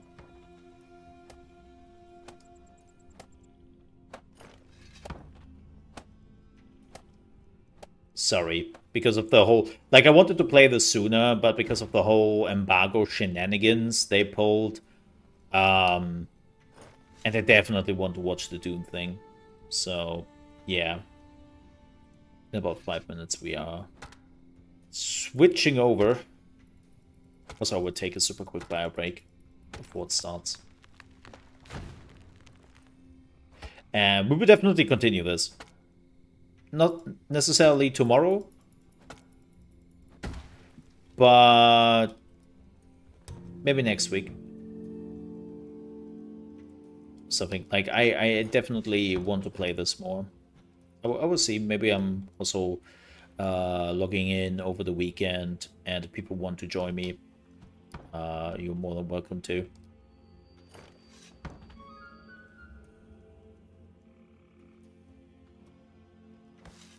Like, I will just put the same password on as before, just trebuchet.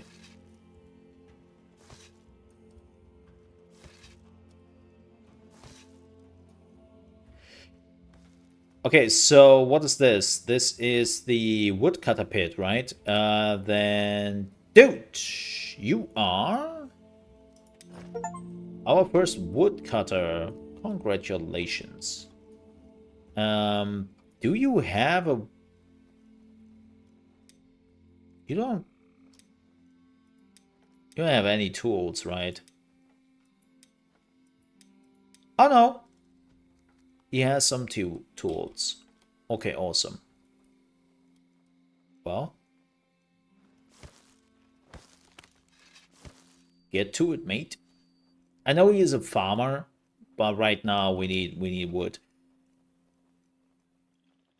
Oh yeah, we also have to set up a place for him. No, not to sleep. I don't want to sleep. To manage the house. There we go.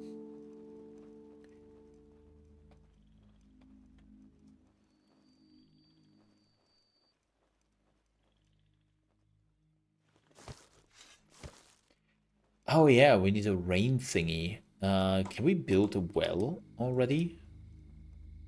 When do we get the water well? Oh, you need the rain collector first before you can build the well. That sucks.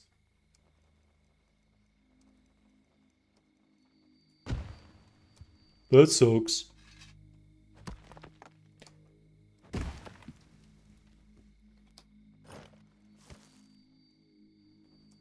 Now we just need long sticks, I think.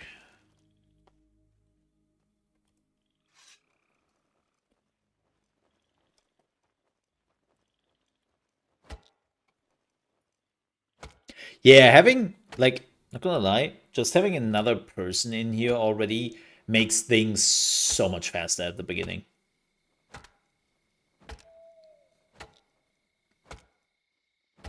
Like, this is rather insane.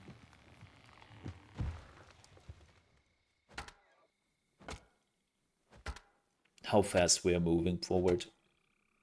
I mean, we also kind of know what we do because we played the demo. But nonetheless, definitely feel that. What did I want to do? Oh yeah, the rain collector. Oh, pieces. Are you kidding me?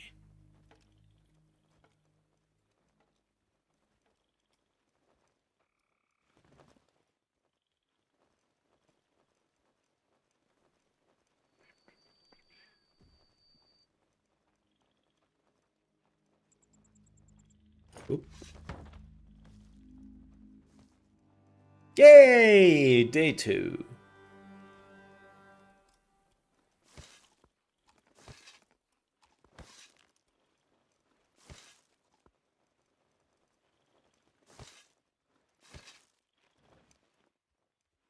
Boop, boop, boop.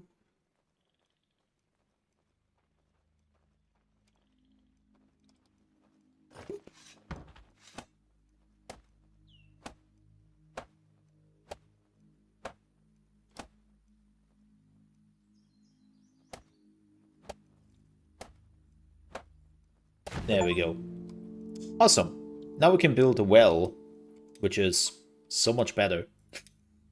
It's kind of weird how they do it. It's like, yeah, build the rain collector. Okay. Now we can build the well. Oh. Oh, okay. No, I just have to find a place for the well because it's fair.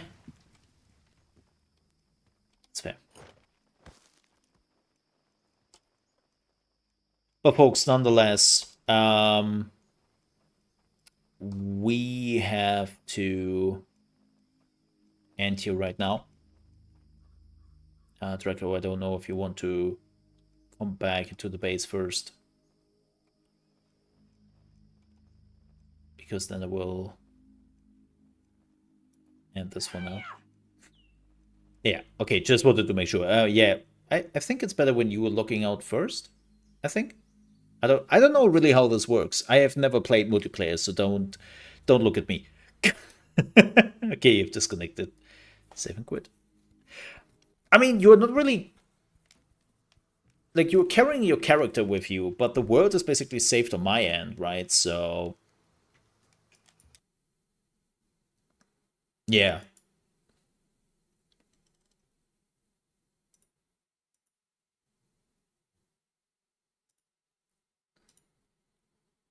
So, um, do they have a roadmap now? Let me see. Has launched in early access. Discount 10%. Feedback. Development. We wouldn't be here without you. Blah blah blah. No, nothing roadmap esque. Okay, folks, I will take a super quick bio break, and then we are watching the Dune showcase. I'm actually looking forward to that. I will also record that. And there it is. Yes, it will start in 6 minutes. Okay, I will take a super quick bio break, folks, and I will be back in just a few minutes. And Draco, thank you so much for joining me. I really, really do appreciate that. Thank you.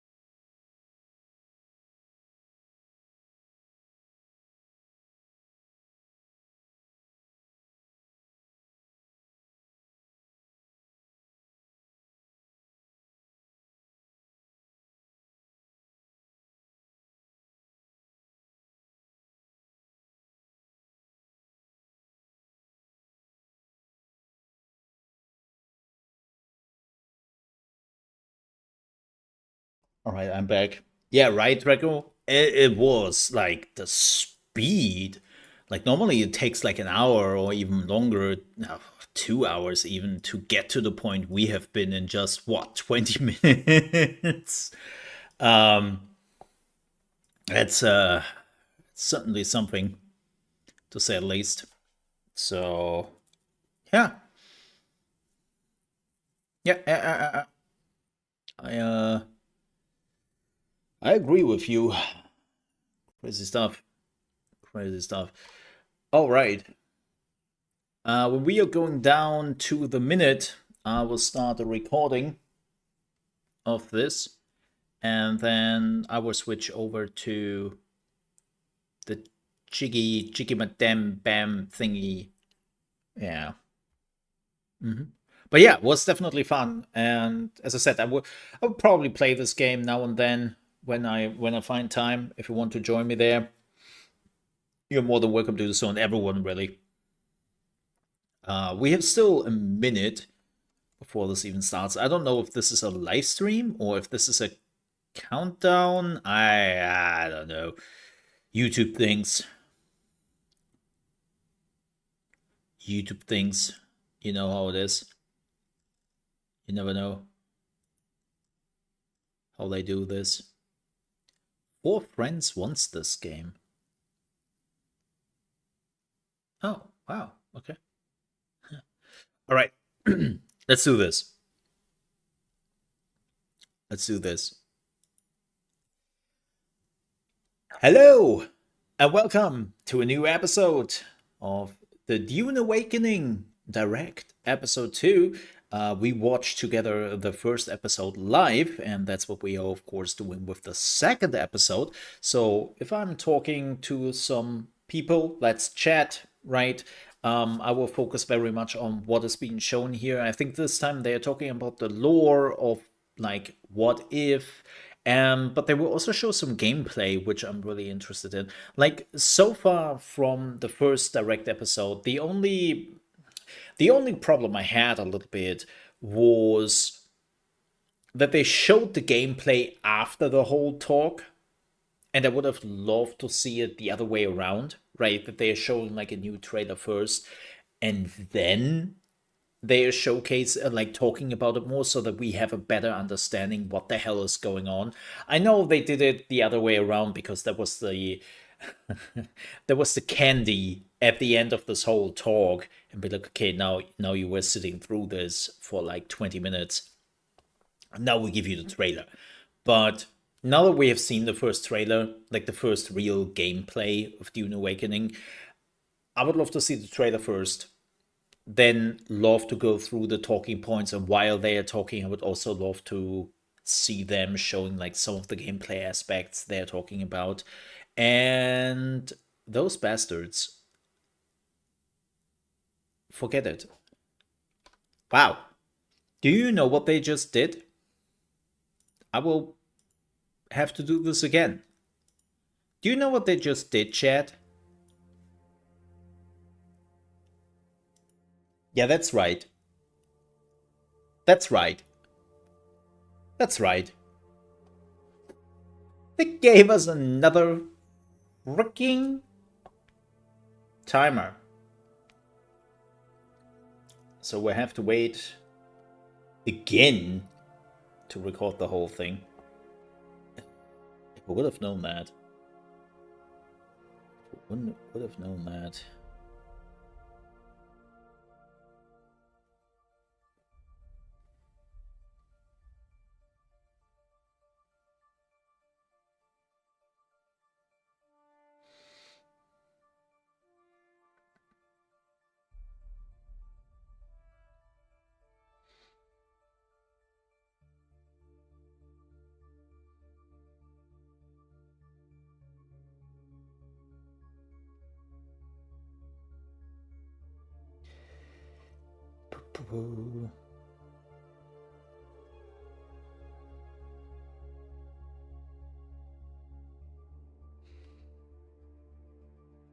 Yeah, sorry.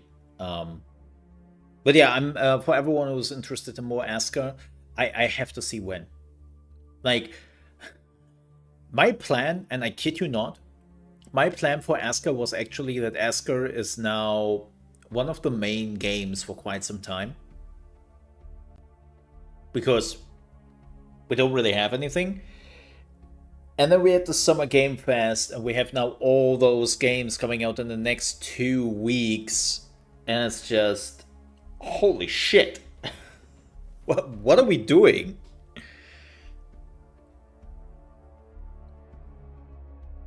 Right?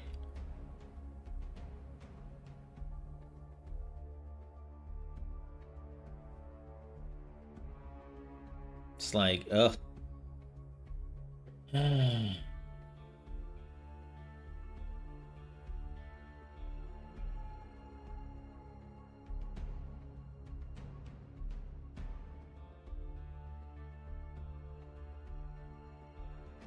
Yeah, at 1:30 I will start the recording again. And for everyone who has been watching this on the live stream, you will have a déjà vu.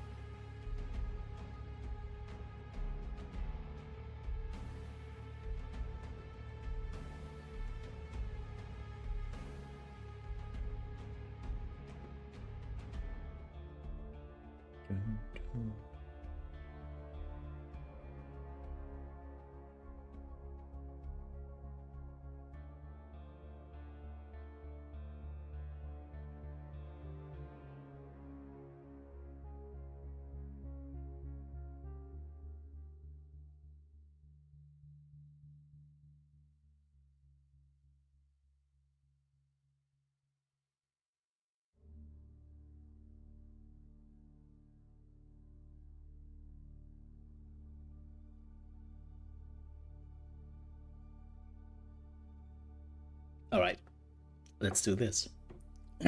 Mimi, take 2.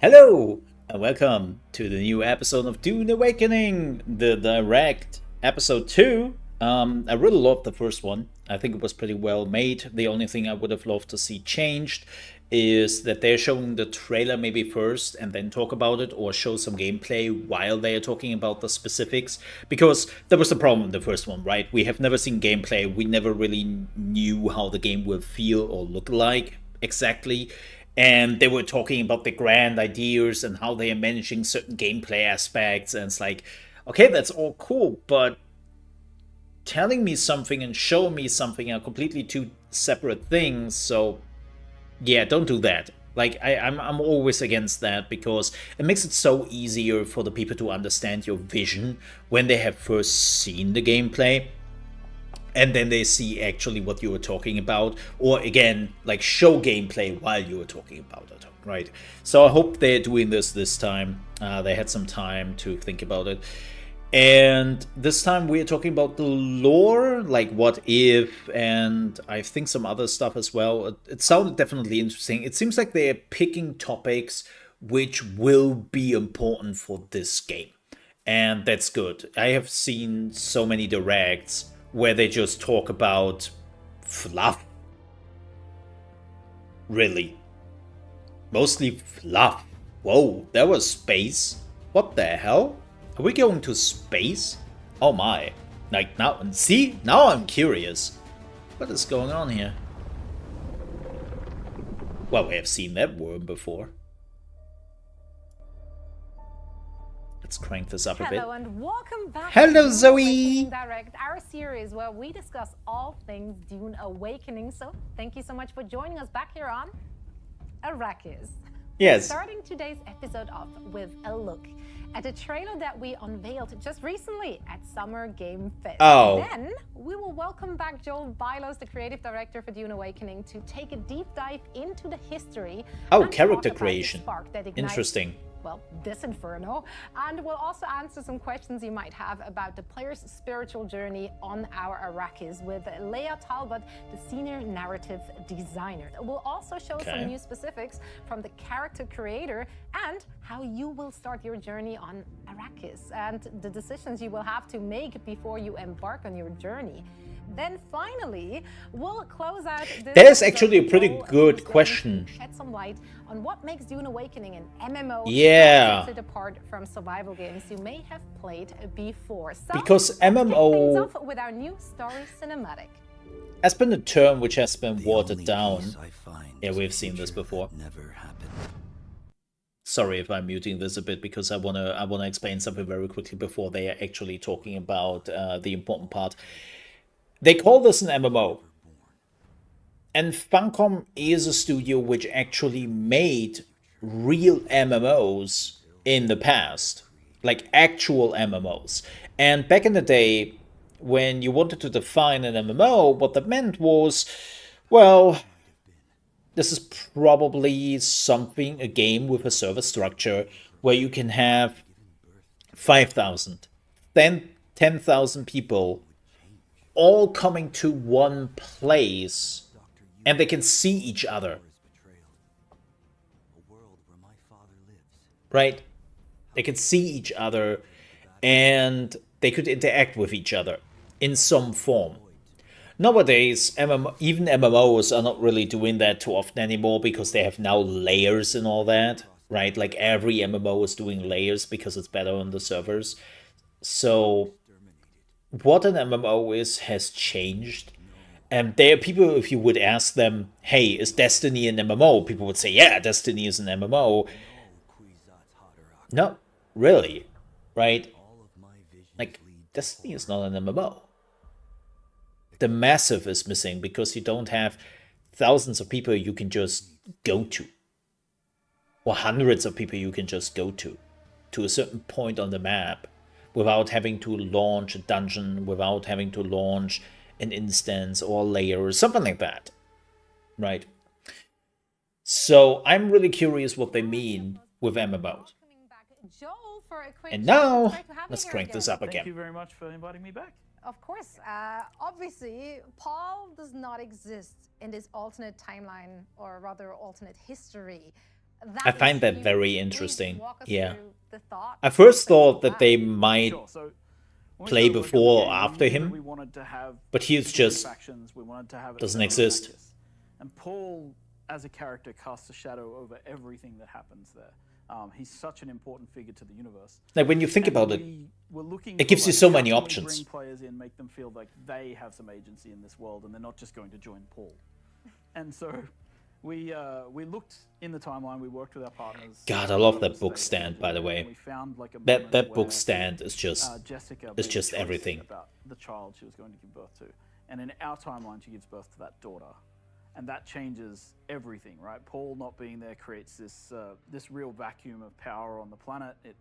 There's still a lot of the same events occur because Duke Leto was still, training this force of elite fighters that made the Emperor jealous, which made him make a deal with the Harkonnens, which made the Atreides still end up on Arrakis.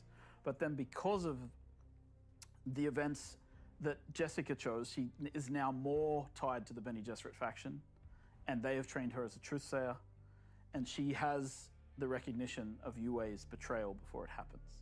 And that leads to the Atreides being prepared for the Battle of Arrakeen, which means that they manage to defend themselves, which means that they don't get wiped out.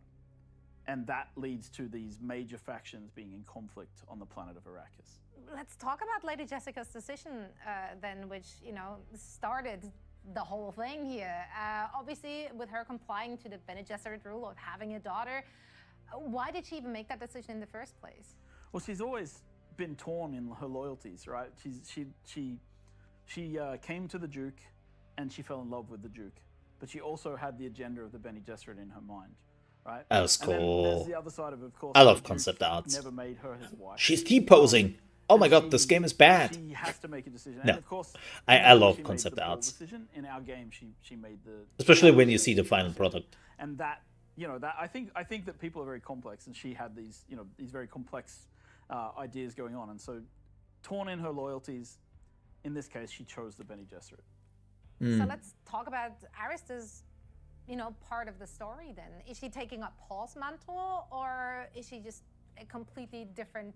I mean, she is a completely different person. What's her agenda? What's her spiel? I mean, Ariste has her own path to walk, right? And the path of the Lisan al-Gaib and the Kuzatz Haderach is not available to her, and it doesn't happen, because events don't play out the same way.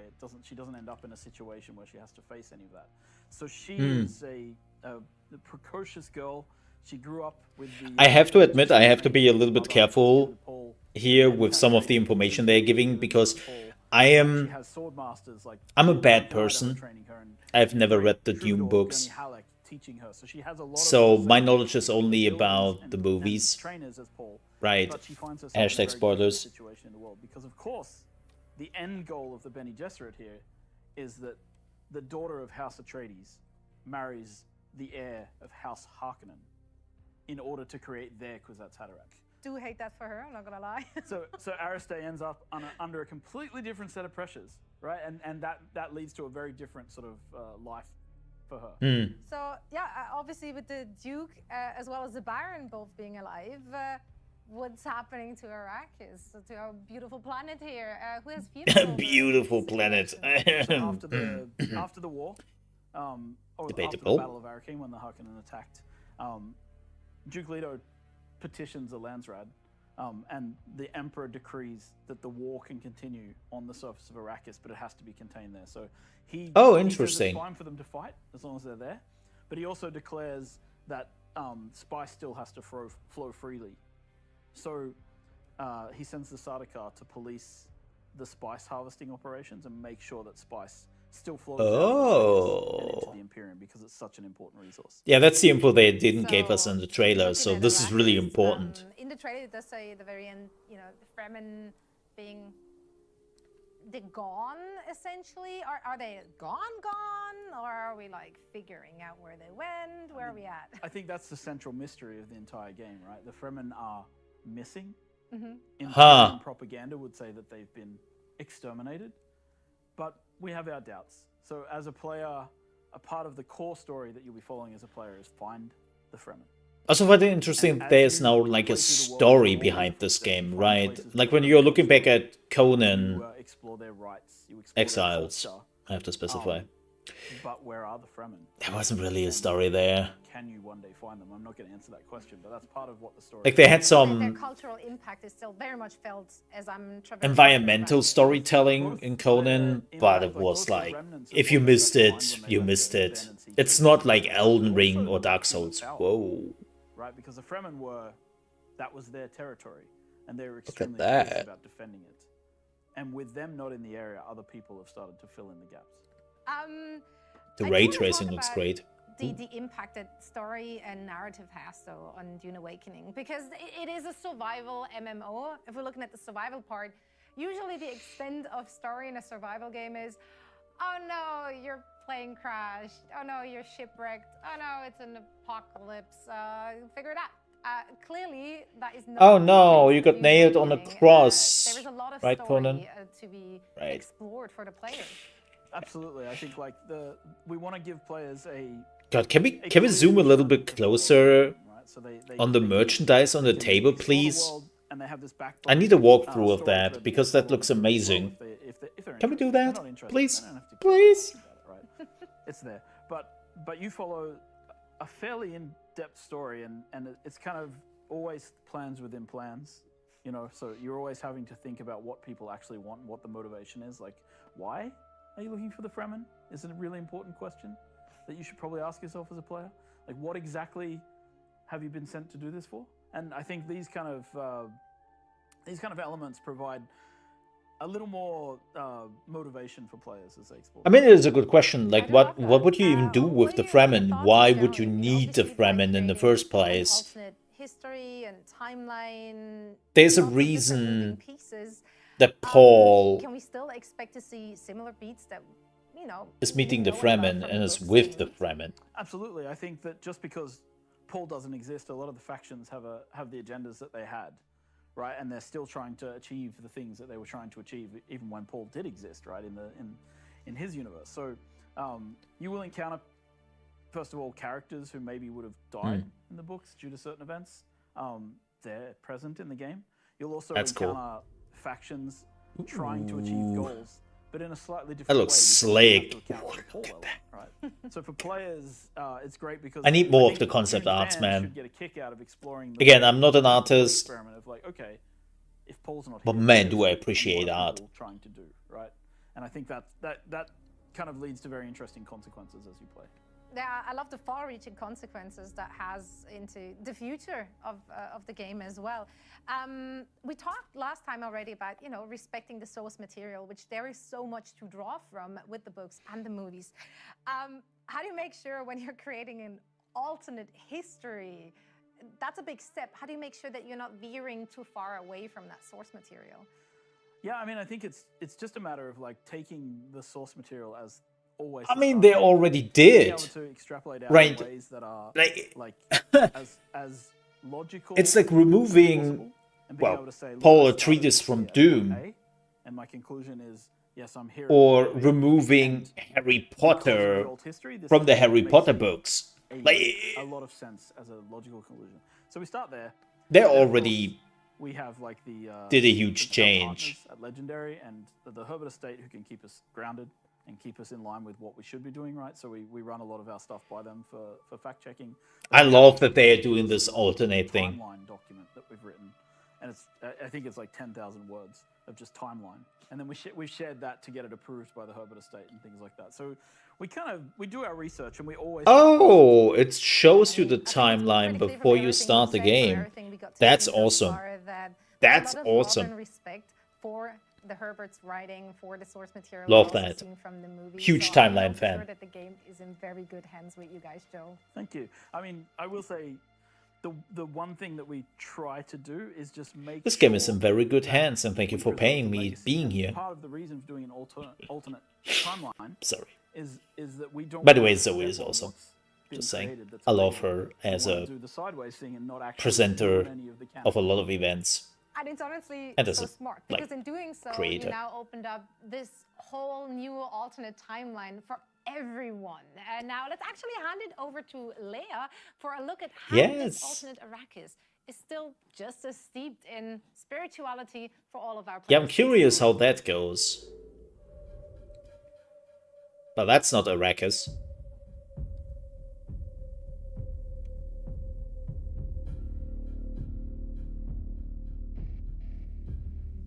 In Dune, Paul uses the Fremen prophecy of the Messiah as a tool for survival, right? He sees the path ahead. Whoa. He sees the consequences of this decision, but he Didn't she has also do looked the forward narrative because for the all secret other path world? leads Or am I to wrong? chaos I might be and wrong on this. to the end of his family's legacy. I think I'm The absolutely story wrong on is that. Also one of survival, but For whatever you are reason, not it came to my Paul mind. Atreides, and you'll have to embrace the chaos instead of avoiding it.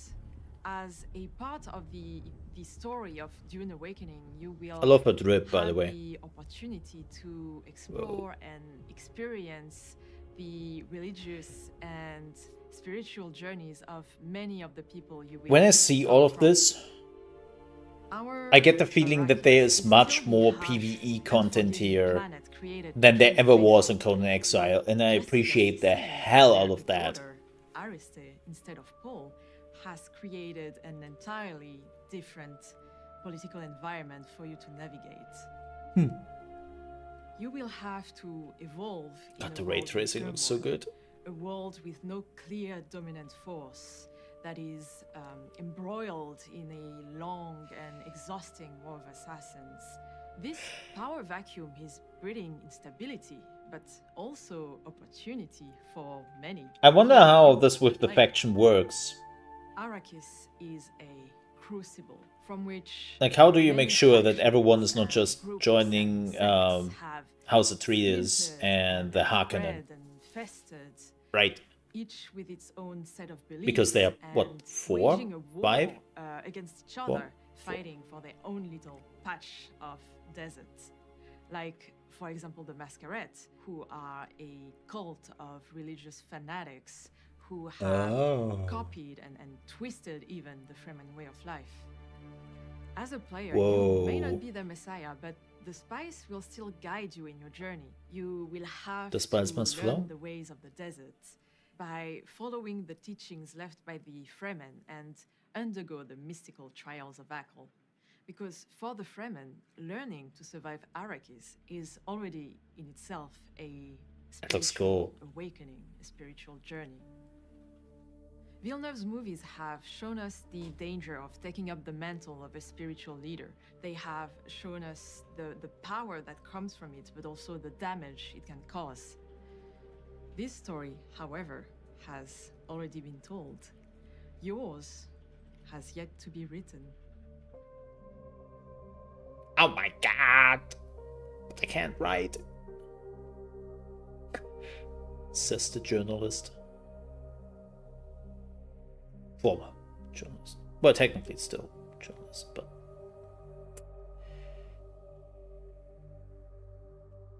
doesn't matter.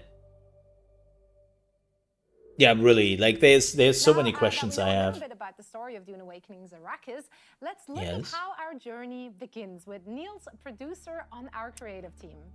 Here we go. Here we go. Let's do this. Oh, I am very. Ooh, more art. Yes, that looks awesome. Hello, my name is Niels Reborg, and I'm a Hi, producer Niels. here at the creative team at Funcom. Today I'll be walking you through the first moments of Dune Awakening, Yes. character creation, where we Yes. find out who you are and what you look like. Let's take a look.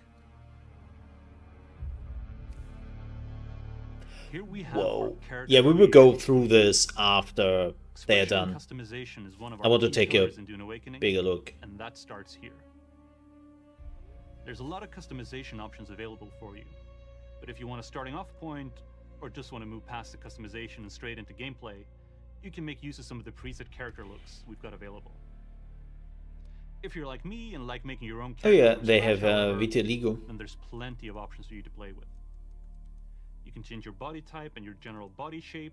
Oh man, he Anything thick. From height to the He thickness thick. of your arms or legs to adding freckles or even vitiligo. There's too many small details Vitiligo? for me to delve into all of Eh. them, but it's safe to say that if you love sliders, we've got plenty of them. I love sliders. Please give me more.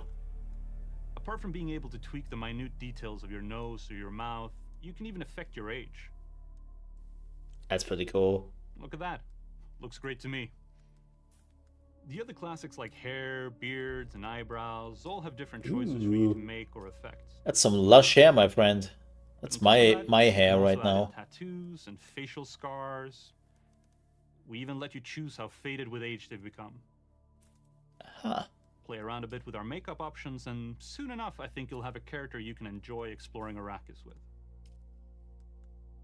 He has seen Now shit. that we've selected our physical appearance, we give our character a name. Definitely has seen some stuff. Because we're more than just a pretty face. Agamemnon. Customization Yeah, is about more okay. than just how you look. It's about who you are and where you come from. Have they told you what I am?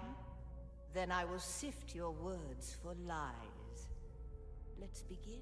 Okay, Where that's were you there. born?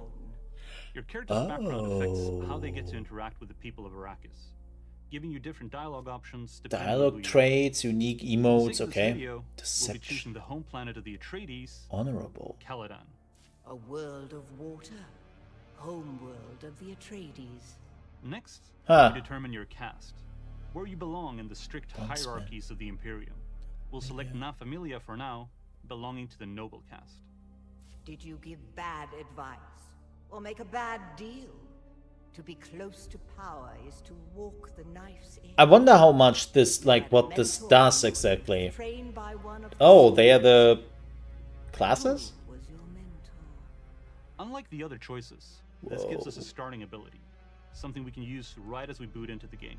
Don't worry, Recon. I love you're not recon locking yourself into a strategy. class or a specific archetype. In Ah, Awakening, we allow you to create your own playstyle. So if you want to combine mentat abilities with those Oh, a of the Bene Swordmaster. Gesserit, all you need to do is find the right Cool. people to train you and choose the loadout that works best for you. For right now, though, we'll choose the mentat. nice. I like that. Kneel.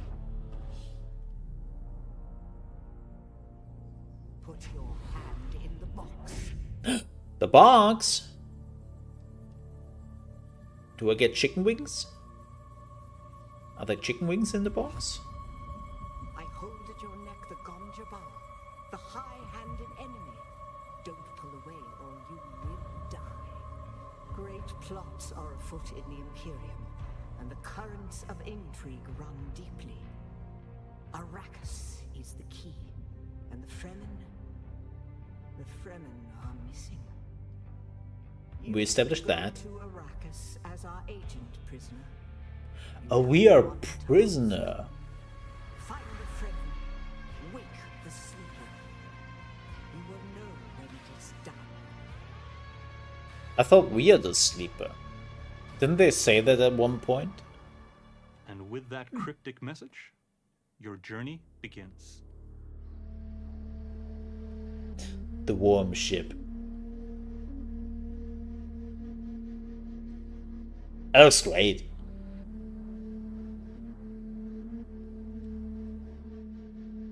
It's kind of funny because they probably used a lot of Unreal Engine 5 also in the movies. Now, before we move on to another topic, is there anything you can share, Joel, about the state of development for the game? Sure. Oh. So we've recently opened what we call persistent beta. Oh! What that means is that we're leaving it up 24/7. We have lots of players in there who are testing the game from start to finish. Which means that they start in the desert. Not me! And that they're hopefully passing through the faction system, choosing their sides, and then eventually reaching the end game where that's helping us to test like the deep desert where, you know, people will be harvesting. That's the problem as a content creator. And also testing things like the Landsrat, which is the end game political system. And not all of these features Most are of the time online. they In don't fact, want you there. look at the beta right now, there's a lot of fires to put out. And plenty of bugs they've been finding for us along the way. But yeah, so this is where we're at. Bugs? We've gotten On these Desert features in. Planet? We're trying to now Helldivers? gather sort of player feedback, player data on how they approach these things and whether they're really working and what we need to do to tweak them to be better. That's what I love the most about betas. You give players an opportunity. I think this is a to good break thing your they're game in doing. so That many they have a different ways beta we didn't this think early in possible. development Absolutely. is a really good thing. They managed to More do it on games one should server do where they this. could log in and not move. And it was amazing because it was like we didn't even believe this could happen. And here it is. Everybody frozen in place, just silently looking at each other, talking in chat. Awkward. Able to actually move their characters. So, you know, that's all part and parcel. It's part of the fun. But I do want to thank our beta testers for their patience. Yeah, that's I awesome. know we're testing your patience at the same time. Again, that's what betas are for, right? And Now some with games the should beta really being more start betas consistent, or early. continuous rather, Battlefield. Does that also mean that people who are not in the beta can expect to see some more in-game footage soon? Some more glimpses of combat, for example? Ooh, Yeah, more exactly. screenshots. So as we move forward through the year, we're going to be showing more and more gameplay from the game. More of the combat system, which has been being revamped. Melee, Through the abilities, year. and all of the things that people would expect to see. And in addition to that, we're also expanding the beta over time. So again, more and more people are getting. So in. I assume that we will not see And this game this because year. It's a persistent beta, so it will grow larger and larger and begin to pick up momentum as the year continues. Okay. Joel, I would love to discuss a bit of a more technical aspect. Of course, Dune Awakening, it's a survival game, it's an MMO. Two Yes. different game types, which I'm sure on the back and front end have to be treated differently. How does the player experience those different aspects from a server infrastructure point of view? Yes, Yeah, please. so a lot of survival games are either you have solo games like Subnautica, you have these like, you know, local server 8-player sort of Valheim style games. Then you have larger single server like Conan Exiles or Ark. You have large sort of players on a single map. And then with Dune, what we're trying to do is have these multiple maps where you can play with many, many hundreds of people. Right? So Okay. you're playing with lots of other players, right? So it is a large world to explore and share with others. Can I assume I am in a server with many, many people. Can I move between servers, or can I group up with people on different servers? Is that possible? Yeah, so when players start to play Dune Awakening, they choose a world. Okay. And that world Oh! allows them to, you know, it's almost like choosing a server in an MMORPG, but it's a large infrastructure of connected servers, and we're going to talk a little bit about that. But the idea is that as a player, you join in a map, and from there, your experience should be relatively seamless in terms of how you explore and feel the world. Okay, we will take a look at that as well. The reason we call it a survival MMO, as opposed to just a survival game, is that most survival games do one map, one server, but we have multiple connected servers running in a single world. So this is kind of where we come from, and it also allows us to have a lot more players in this structure. So how many people am I playing with on like one server, or rather even, can I play with people from other servers? Can I group up with them? Can I be in a guild with them? Absolutely, you can be in a guild with people across servers. There's no problem there. Within your world, you can join a guild with anybody. Okay. Right? When you join the game, you start in a server which is a Hager Basin, right? We call it the Hager Basin. The Hager Basin is the starting server. It's a server with a minimum of 40 other players. It's a place where you can build, craft, survive, progress. If you want to play specifically with friends, you want to join the same version of Hager Basin, because Hager Basin can have multiple versions. And then from there, you move outwards. I can select which Hager Basin I'm starting with. So like if we start in the game, Can you switch between the worlds is the big question. Like, I assume those are layers. It tells you where your friends are playing. Okay, perfect. So it tells you exactly who's on which server. So it's Okay. which dimension and which areas. So you'll know. Okay, so you can see the layers and you can choose the layers. Different maps, Okay. on said servers. That's and awesome. That's good. Between maps. So once you're ready to leave the Hager Basin, you craft yourself an ornithopter, for example, and you fly out into what's called the Overland map. And the Overland map is a server, again, running. Oh, this is the map. Hundreds of other players on, and allows you to see all the locations in the world. So you physically fly between the Overland map. Now you said my homies can come and pick me up. If you're a good homie and you don't want to put me in a dangerous spot, where do you bring me early on? Where can I meet other people? Where can I meet up with my guild mates even? Yeah, so once you've sort of explored the Hager Basin and you... This is an interesting concept they're doing here. This is awesome. You have an overview of the entire It's world, and you different, and I hope it works out. that you have as an option. And one of those options are the social hubs, Harko Village and Arakeen, which are differently themed based on the different factions in the game, obviously, right? So you can go and visit Harko Village. It's a safe space. Wait, so we have only Kept two fairly factions?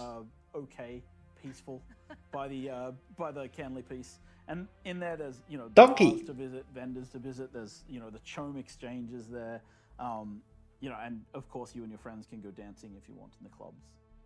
Okay, did not expect that to be part of the game, but you gotta relax every once in a while as well.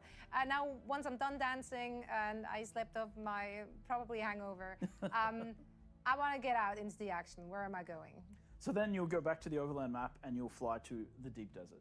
The Deep Desert is this massive area. It's 500 kilometers squared, or minimum 500 kilometers squared. It's actually a bit larger than that. There's and that's where you can meet hundreds of other players. There is probably going to obviously be a player cap if too many people go there, but you should be able to handle quite a lot of people. And that's a completely seamless set of servers that are all connected together. It's generally a PvP map with a strip of PvE as people enter, so that they can be safe when they come into the map and don't get ganked. And then you head out into the desert and you have these adventures where you're harvesting spice. Interesting. I've mentioned last time is kind of unique, is that we have this thing called the Coriolis Storm, and every week the Coriolis Storm. So it's a bit like Eve, sets it with a new landscape. where you have your safe area basically, and then you have a this is great. I love that. Because it invites people to play PvP at some point. Games that you combined here together. I'm super interested to see how that all plays out. Now, before we say goodbye to the viewers, any last thoughts you're having on the server infrastructure and your approach to it? Yeah, we'll talk about that in a second. It's the important thing for me as a creative director to point out here is just we built this with the idea of making the game last and be expandable for a long time. So the idea of the Overland map and being able to place new maps within the map allows us to just keep building on the world and giving players more content, more things to play. God, I want to see more of the RPG elements and stuff. Who knows what it looks like 5 years from now, right? That for me is the main thing. And I think survival games have typically struggled with this a little bit because of the one server, one map paradigm. That, making the world feel seamless and I mean, if Funcom knows one thing, it's how to build MMOs and how to manage MMO with server structure. I mean, they started with MMOs, and I think Conan Exiles was the only non-MMO, so to speak. Sure, I mean, right? We've just been at Summer Games Fest, and anyone who's Dune starved want some more information should probably be out there hunting down articles, which I'm sure are spreading around the internet at this very moment. But of course, our next big beat coming up is Gamescom. In August. And there we'll be showing the game live and allowing people to have a look at the future of what Dune Awakening can and will be. That's awesome. Awesome. Well, Joel, it was so great to have you back again here today. Thanks very much for. I would love to be at Gamescom. Always. And I'm super excited to see what you and But the I team won't. have to offer at Gamescom. And in the meantime, remember to wishlist the game on Steam and follow our socials at Dune Awakening. Also, of course, make sure to join our servers on Discord to take part in all the discussions and keep up to date. We also have regular sneak peeks on TikTok, Instagram, as well as YouTube. But that's it from us here today. Thank you all so much for tuning in, and make sure Thank you to for having join us for the us. next Dune Awakening. All right. Awesome. It will probably be in a month or two. Probably in August when Gamescom is around. They might do a live thing. Let's look at this very quickly. So I love the idea, right? This is a paradox / problem MMOs have quite a bit. Let me give you an example. Once Human, coming out soon, survival MMO, right? But you have to decide if you want to play on a PvE server or do you want to play on the PvP server. And a lot of people will not do that. A lot of people do not touch the PvP server, even though the PvP on the PvP server is completely optional. You don't have to touch it. But the first thing people hear is, PvP server, don't like PvP, I hate it, don't want to have anything to do with it, I don't care, don't give a shit, let me alone with that stuff. And then they move on, which I totally understand. But here, they don't make that distinction, but they also do not force you to play PvP because they make it pretty clear that, okay, this map is pure PvE. You never have to fear that somebody will attack you, right? But on the deep desert, there's always PvP, and you have to keep that in mind. Now, why is this interesting? Because the option is there. You don't have to create a new character. You don't have to change servers. Like, if you feel that at some point you are ready, you feel confident, you feel like, okay, now I want to have at least a glimpse at what PvP is in this game, I can just check it out. If I still not enjoy it, I haven't really lost anything. I go back to my PvE server and I would just do my things there. But maybe you enjoy it and maybe you want to do some PvP like once in a while. And that is just really cool. That's super helpful. Also, the map is changing is, of course, an amazing feature. Another thing which I find interesting, so if I understand this correctly, and we have to wait on confirmation on this is the only place where you can get spice, right? So do you need spice? And if so, for what? I hope, because that would end up enforcing people to have to do PvP, I hope that for the end game stuff, you don't need spice, right? Like, hey, you want to craft this legendary weapon, just as an example here. I don't know how it works. You need 5 spice. So that means you have to go into the PvP area. I hope not that's how it works. Also, it seems like you cannot build in the PvP area, right? Like they made it sound like you have to go into the PvE area to do that, which is really interesting. Like, they're definitely trying something cool here. Yeah, character creation, I thought they might be a little bit more. They talked about like how there are a lot of sliders. It seems to be all right when it comes to the sliders here, right? It seems like you can also go into details, which is nice. It's all right. It's not crazy. It's not crazy Asia MMO, right? Where you can really do every single like area of the face or something like that. But it doesn't have to. It doesn't have to. And you will probably mostly wear like some equipment, so who cares? What I would love to know is, so you get a dialogue trait, which is already fascinating. So there might be dialogue options, which you get only when you are choosing a certain home world, right? And then you get a unique emote, which is like, yeah, all right, cool. That doesn't really mean much. There's another dialogue trait, which is nobility.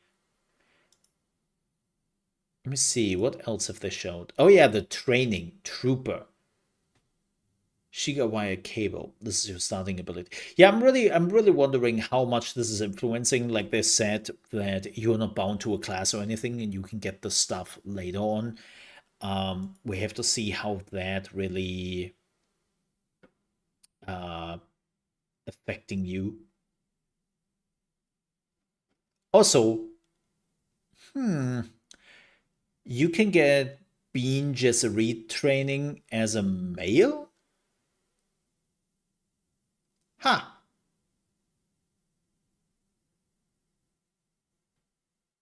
Interesting. Interesting. Yeah, I really like the idea. And there's the Sword Master deflection. They also said that they're reworking the melee. I mean, this will be the biggest problem. I think this will be the toughest thing they have to figure out in this game is how strong is melee allowed to be? Because that's the big problem in this game. How strong is range combat? How strong is melee combat in those type of games? And it's a tough thing. It's a tough decision. Balance wise, it's really hard to get like a middle ground. So I'm curious how that will look like. But yeah, there was quite a bit of information here. I really enjoyed this. I'm definitely curious to see more and maybe get like an overview, which is not just cut up in multiple episodes at some point. But it also sounded like this game is not coming out this year, which I'm okay with. Take your time, especially Funcom games. Like, as somebody who has played Funcom since, oh god,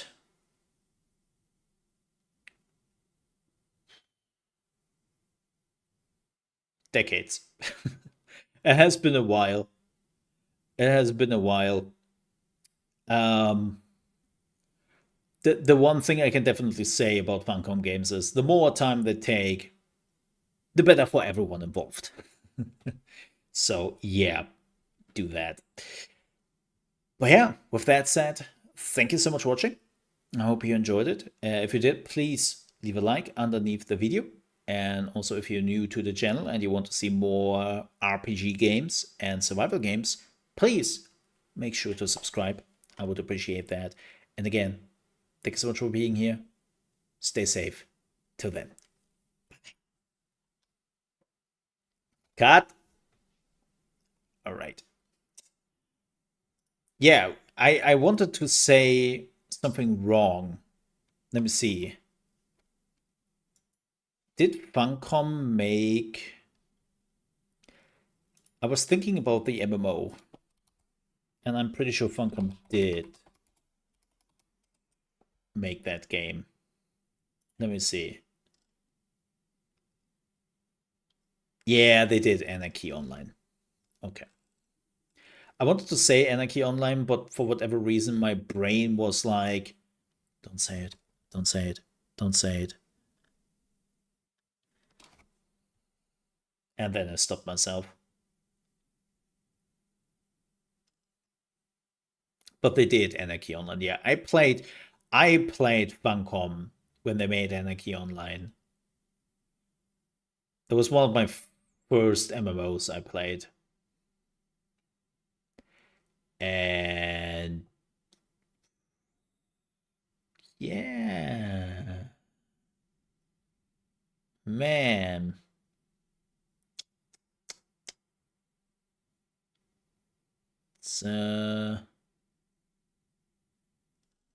It's a game. It's a game.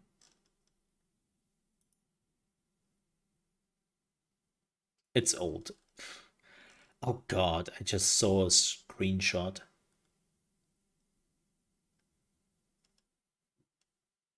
Oh boy. Oh yeah, they had advertisements in their game. I remember them. Yeah. I remember them. Oh boy, oh boy, oh boy. But yeah, that looks definitely awesome. But with that said, folks, I will have to get out of here. I will be back with Tarisland tomorrow here on the channel. Yep, it's a little bit of mole